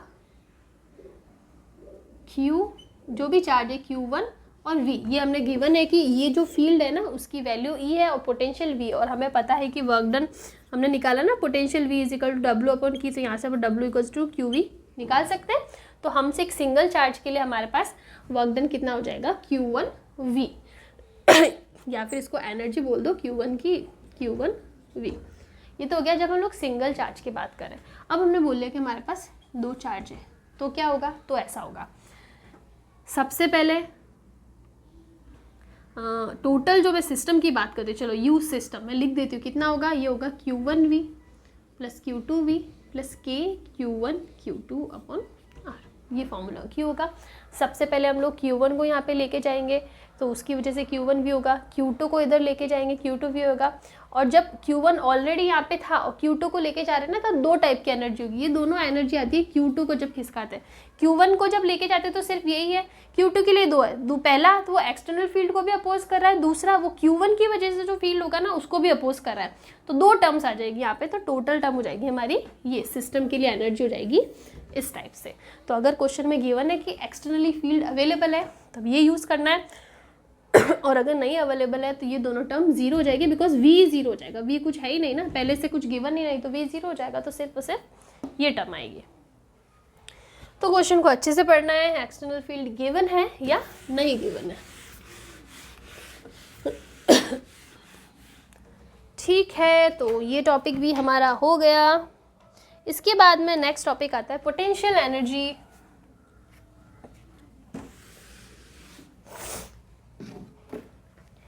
Potential energy of an electric dipole। Uniform electric field given होगा, यूनिफॉर्म फील्ड गिवन है, तो उस केस में हमें डाइपोल के लिए पोटेंशियल एनर्जी निकालनी है। अब हमारे पास क्या है, एक डाइपोल है, सबसे पहले हम लोग बना देते हैं, ये हमारा इलेक्ट्रिक फील्ड है, यहाँ हमारे पास एक डाइपोल है, this is the centre, this is minus Q, this is plus Q, ये इस पे क्यू इस डायरेक्शन में लगेगा, इस पे माइनस क्यू इस डायरेक्शन में लगेगा, ये इलेक्ट्रिक फील्ड है, ये सेंटर है, दिस इज डिस्टेंस एल, इस टाइप से लगेगा। ठीक है, हमने पिछले चैप्टर में पढ़ा था कि इस टाइप का जो होगा ना, प्लस क्यू माइनस क्यू, अगर हम लोग ट्रांसलेशन उसकी टोटल ट्रांसलेशन फोर्स की बात करें, एक्सटर्नल सम ऑफ एफ, तो वो जीरो होगा। ये कौन सा ट्रांसलेशन वाला है, बिकॉज इधर भी प्लस क्यू ही, इधर माइनस क्यू ही, टोटल फोर्स जीरो हो जाएगा, लेकिन दिस इज ट्रांसलेशनल फोर्स। लेकिन जब इस टाइप का जब सिचुएशन होती है ना, तो वहाँ पे जब इनका लाइन ऑफ एक्शन सेम नहीं होता है, लाइन ऑफ एक्शन सेम नहीं, इसका इधर है, इसका इधर है, तो उस केस में टॉर्क लगता है। उस टॉर्क की वैल्यू हमने कैलकुलेट करी थी, दैट वॉज पी क्रॉस ई, ये हमने कैलकुलेट करी थी। ये इस डायरेक्शन में P होगा, माइनस से प्लस की साइड, ये सारी चीज़ें हमने कैलकुलेट करी थी। अब देखो, अब हमें यहाँ पे जब हमें निकालना है पोटेंशियल एनर्जी, तो पोटेंशियल एनर्जी निकालने के लिए हमें वर्क डन चाहिए, और वर्क डन का एक फॉर्मूला हमने क्लास 11 में पढ़ा था, वो होता है tau dot theta. This is the work done by external forces. अब यहाँ पे ये वर्क डन निकालना है एक्सटर्नल फोर्सेस की वजह से। तो देखो, हमारी जो पोटेंशियल एनर्जी होती है ना, हम लोग डिफरेंस निकालते हैं पोटेंशियल एनर्जी का, तो ये जो पोटेंशियल एनर्जी होती है ना, ये work done by electric forces होती है। ठीक है, कि जो इलेक्ट्रिक फोर्स, और यहाँ पे हम लोग एक्सटर्नल की वजह से निकाले, तो हम लोग नेगेटिव साइन यूज़ कर लेंगे, उसमें आई थिंक किसी को कोई प्रॉब्लम नहीं होनी चाहिए। वर्क एनर्जी थ्योरी में हमने बहुत अच्छे से पिछले चैप्टर में पढ़ा है, तो इसमें कोई कन्फ्यूजन नहीं होना चाहिए। अब यहाँ पे बात करें टाउ डॉट थीटा, तो हमने ले लिया कि ये वाला एंगल है θ1 और ये वाला एंगल ले लिया हमने θ2, कि हमने हमारे डाइपोल को थोड़ा सा शिफ्ट किया θ1 से θ2, तो इस शिफ्टिंग में, इस टिल्टिंग में हमें कितना वर्क डन करना पड़ा वो हम लोग कैलकुलेट करेंगे। तो हमारा W हो जाएगा θ1 से θ2 गया और टाउ डॉट थीटा। टाउ की वैल्यू आप लिख दो, ये कितना हो जाएगा P, ये इसको हम लिख सकते हैं ना PE साइन थीटा हो जाएगा। तो ये हो जाएगा PE sine theta D theta. कि यहाँ पे क्या हो रहा है ना कि हमारा जो डाइपोल है उसका मूवमेंट है कुछ इस डायरेक्शन में, माइनस से प्लस होता है इस डायरेक्शन में, दैट इज क्लॉकवाइज। लेकिन हम लोग शिफ्टिंग क्या कर रहे हैं इस डायरेक्शन में, उल्टी डायरेक्शन में, यानी एंटी क्लॉकवाइज। इसका मतलब हमारा टॉर्क और डिस्प्लेसमेंट दोनों एक दूसरे के ऑपोजिट डायरेक्शन में, तो यहाँ पे एक नेगेटिव साइन आ जाएगा बिकॉज दोनों की डायरेक्शन ऑपोजिट है। डाइपोल की डायरेक्शन क्लॉकवाइज यानी टॉर्क की डायरेक्शन क्लॉकवाइज, और थीटा जो हम लोग डिस्प्लेसमेंट कर रहे हैं, एंगुलर डिस्प्लेसमेंट कर रहे हैं, वो हो रहा है एंटी क्लॉकवाइज डायरेक्शन में। टाउ और थीटा की डायरेक्शन एक दूसरे ऑपोजिट है, तो यहाँ पे आ जाएगा नेगेटिव साइन। तो हमारा वर्क डन हो जाएगा माइनस का θ1 θ2 और PE sine theta, sorry PE तो कांस्टेंट हो जाएगा, बाहर आ जाएगा, और हमको इंटीग्रेशन करना है सिर्फ साइन थीटा डी थीटा का। कैलकुलेट करो, ये हो जाएगा माइनस का PE और ये हो जाएगा माइनस का कॉस थीटा, θ1 से θ2, दैट इज यहाँ पे हम लोग लिख देते हैं PE माइनस का और ये हो जाएगा cos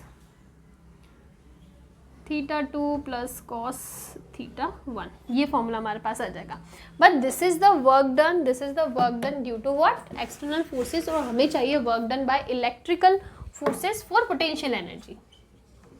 UF minus UI equals to U θ2 minus U θ1 equals to कितना हो जाएगा, माइनस माइनस प्लस, तो हो जाएगा PE और ये हो जाएगा कॉस θ1 माइनस, आगे का हम लोग साफ कर देते हैं।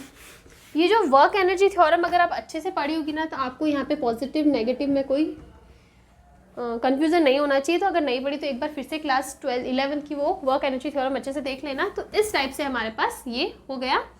देखो वर्क एनर्जी थ्योरम एक बार बता देती हूँ, मुझे लगता है आप लोगों को कन्फ्यूजन हो रहा होगा। वर्क एनर्जी थ्योरम बोलती है कि टोटल वर्क डन, जितने भी उस पर फोर्सेज लग रहे हैं, due to the all forces total work done on the object is equals to change in kinetic energy. ये होता था, लेकिन हमने यहाँ पे स्टार्टिंग से बोला है कि यहाँ पे हम लोग क्या कर रहे हैं कि जो पार्टिकल का मूवमेंट करा रहे हैं ना वो बहुत ही स्लो करा रहे हैं ताकि उसकी काइनेटिक एनर्जी में कोई भी चेंजेस नहीं आए। तो काइनेटिक एनर्जी में चेंजेस नहीं आते तो वर्क डन हमारा जीरो हो जाता है, और इसलिए work done by internal forces plus work done by external forces equals to zero. इसीलिए हम लोग ये लिखते हैं internal equals to negative of external. वही टर्म हम लोग यहाँ पे बार बार यूज़ करते हैं। ठीक है, ये कॉन्सेप्ट है इसीलिए हम लोग यहाँ पे लगा। चलो ठीक है, तो हमारा U θ2 minus U θ1 equals to ये रिलेशन आ गया। अब देखो यहाँ पे एक और कंडीशन है कि जब भी हमारे पास इस टाइप का रिलेशन होता है लेकिन हमें किसी एक पर्टिकुलर सिचुएशन के लिए पोटेंशियल एनर्जी निकालनी होती है ना, तो हम लोग कुछ एज्यूम कर लेते हैं। तो हम लोग यहाँ पे यही एज्यूम कर लेते हैं इसको जीरो करने के लिए, बिकॉज ये इनिशियल पोजीशन होगी जहाँ पे शिफ्ट करें, θ2 पे शिफ्ट करें ना, वो हमें निकालना, मतलब हमें हमेशा फाइनल सिचुएशन निकालनी है। तो हम लोग क्या निकाल सकते हैं कि हमारा θ1, लेट्स से θ1 जो है ना वो क्या है 90 डिग्री है। अगर θ1 90 डिग्री होगा ना तो हमारा U जो होगा वो कितना हो जाएगा, θ1 पे जीरो हो जाएगा। क्यों जीरो हो जाएगा, बिकॉज इन जनरल U जो होता है वो होता है PE कॉस थीटा, और कॉस जीरो रखेंगे तब जीरो हो जाएगा। ये टर्म आपको आगे अच्छे से समझ में आ जाएगी।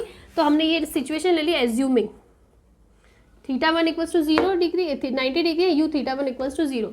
जैसे ही हमने वैल्यू पुट कर दी यहाँ पे क्या आ जाएगा, U θ2 या फिर U फाइनल जो हमें निकालनी है, दैट इज PE कॉस θ1 तो 0 हो गया माइनस का कॉस θ2, या फिर इन जनरल हम लोग लिख सकते हैं हमारा U θ इक्वल्स टू माइनस का PE cos theta. This is our formula. या फिर U θ इक्वल्स टू माइनस का P dot E cos theta को डॉट प्रोडक्ट में लिख सकते हैं। तो ये हमारे पास फॉर्मूला आ जाएगा। ये जो भी चीज़ें हैं ना, देखो अगर आप CBSE के लिए पढ़ रहे हो तो ये चीज़ें कहीं ना कहीं थोड़ा बहुत मैटर करती है, लेकिन अगर आप सिर्फ और सिर्फ CBSE के लिए पढ़ रहे हो ना, सॉरी नीट JEE के लिए पढ़ रहे हो तो आपको ये फॉर्मूलाज पता होनी चाहिए, ये सिर्फ प्रोसेस पता होनी चाहिए।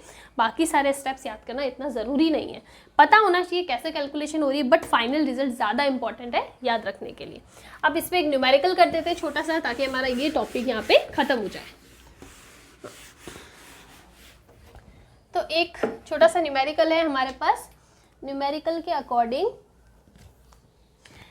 इलेक्ट्रिक फील्ड गिवन है, डाइपोल गिवन है -q + q, ठीक है। अब क्वेश्चन में गिवन है कि when an electric dipole is slightly displaced from its stable equilibrium. देखो हमने जो पढ़ा ना u = -pe cos थीटा। अब इसमें आप अलग अलग, मैंने वो चीज़ें नहीं पढ़ाई बिकॉज मुझे बहुत सिंपल सी लगती है कि अब यहाँ पे थीटा के अलग अलग वैल्यू के लिए, जैसे थीटा = 0 है, u 0 डिग्री पे कितना हो जाएगा -p, u 180 डिग्री पे कितना हो जाएगा, ये हो जाएगा +p, that is the maximum value, ये मिनिमम वैल्यू। और जब थीटा = 90 डिग्री ले लोगे तो u = 0 हो जाएगा इस टाइप से।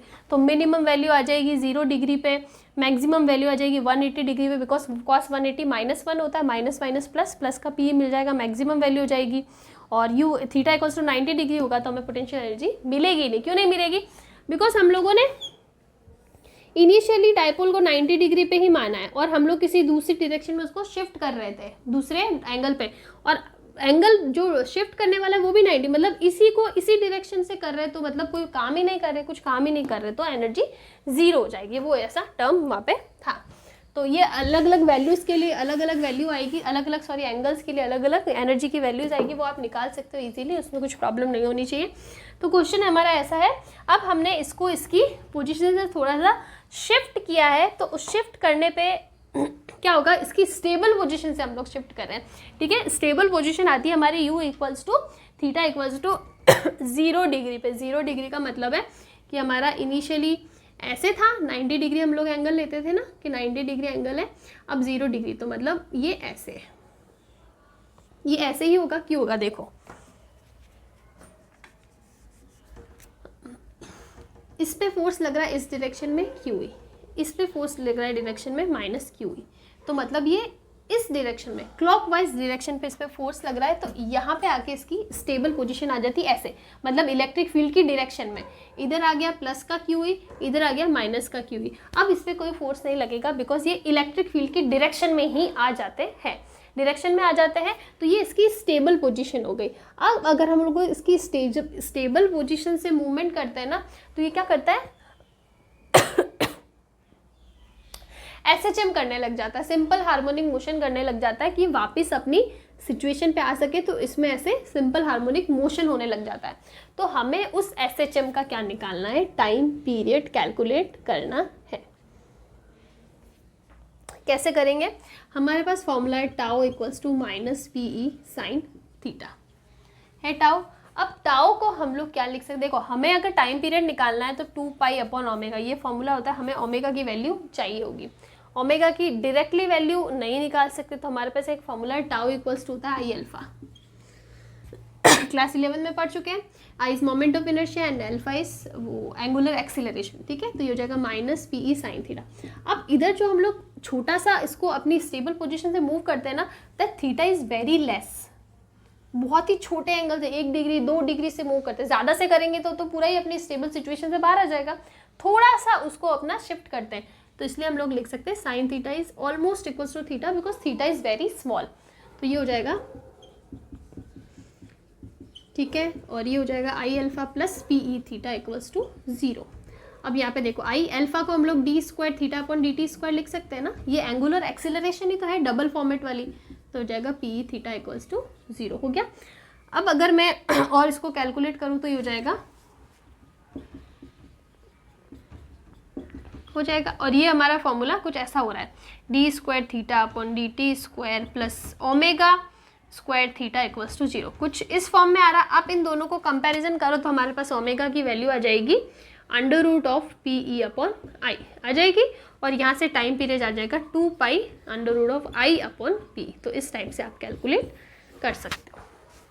सिंपल सा क्वेश्चन था, इसीलिए मैं बोलती हूँ कि क्लास 12th में क्लास 11 के कॉन्सेप्ट बहुत इंपॉर्टेंट है, बिकॉज ऐसा नहीं है कि अलग से आपको कुछ क्लास 11th का देखने को मिलेगा, नहीं, लेकिन जब आप कुछ थ्योरम्स पढ़ते हो, न्यूमेरिकल्स करते हो, तो आपको हर जगह क्लास 11th के कॉन्सेप्ट्स को, उनके फॉर्मूलाज पता होंगे तो उनको अच्छे से यूज़ कर सकते हो। जैसे ये चीज़ है, अगर आपको नहीं पता होगा तो इसको सॉल्व करना डिफिकल्ट हो जाएगा, लेकिन अगर आपको फॉर्मूलाज पता है तो आप इजीली रिलेट करके कैलकुलेट कर सकते हो। ओके, आज तो मेरा गला भी दर्द करने लग गया इतना ज़्यादा कवर करने के चक्कर में। थोड़ा सा फास्ट रखा है मैंने, बिकॉज आप लोग ही सब बोल रहे हो कि थोड़ा स्लो चल रहा है, धीरे चल रहा है, तो मैंने ट्राई किया थोड़ा जल्दी करूँ। वैसे मैं प्रेफर नहीं करती हूँ इतना जल्दी जल्दी पढ़ाना, बिकॉज मुझे खुद को मैं उस प्रोसेस को एंजॉय नहीं कर पाती हूँ। लेकिन ठीक है, अब थोड़ा पीछे रह गए तो हमें थोड़ा सा कॉम्प्रोमाइज़, मतलब मुझे स्पेशली कॉम्प्रोमाइज़ करना पड़ रहा है। तो हमने हाफ चैप्टर यहाँ जहाँ पे कंप्लीट कर लिया है। अब इसके पीछे बचता है कैपेसिटेंस वाला, उससे रिलेटेड सारे कैपेसिटेंस, स्फेरिकल, सिलेंड्रिकल, वो सारी चीज़ें हम लोग नेक्स्ट वीडियो में पढ़ेंगे। आज का वीडियो यहीं तक रखते हैं। यहाँ पे हमने हाफ चैप्टर कंप्लीट कर लिया। थोड़ा सा फास्ट रखा है तो इसीलिए हो सकता है, होगा ही, कि काफ़ी लोगों को कोई चीज़ समझ में नहीं आई हो। तो डेफिनेटली मुझे मैसेज करना, कमेंट करना, मतलब वही कमेंट करना, मुझे बताना कि यहाँ पे इस टॉपिक में मुझे प्रॉब्लम आई, फिर से करा दो, मैं अलग से एक्स्ट्रा वीडियो लेके करा दूँगी कोई प्रॉब्लम नहीं है। लेकिन अच्छे से पढ़ना, न्यूमेरिकल्स करना। न्यूमेरिकल्स थोड़े से आज के वीडियो में कम रहे हैं। मैं ट्राई करूँगी कि एक अलग से वीडियो अपलोड कर लूँगी जहाँ पे जो भी PYQs होंगे, प्रीवियस ईयर के पेपर के क्वेश्चन होंगे, वो सारे के सारे मैं अच्छे वाले क्वेश्चन, एडवांस वाले, वो सॉल्व करा दूँ।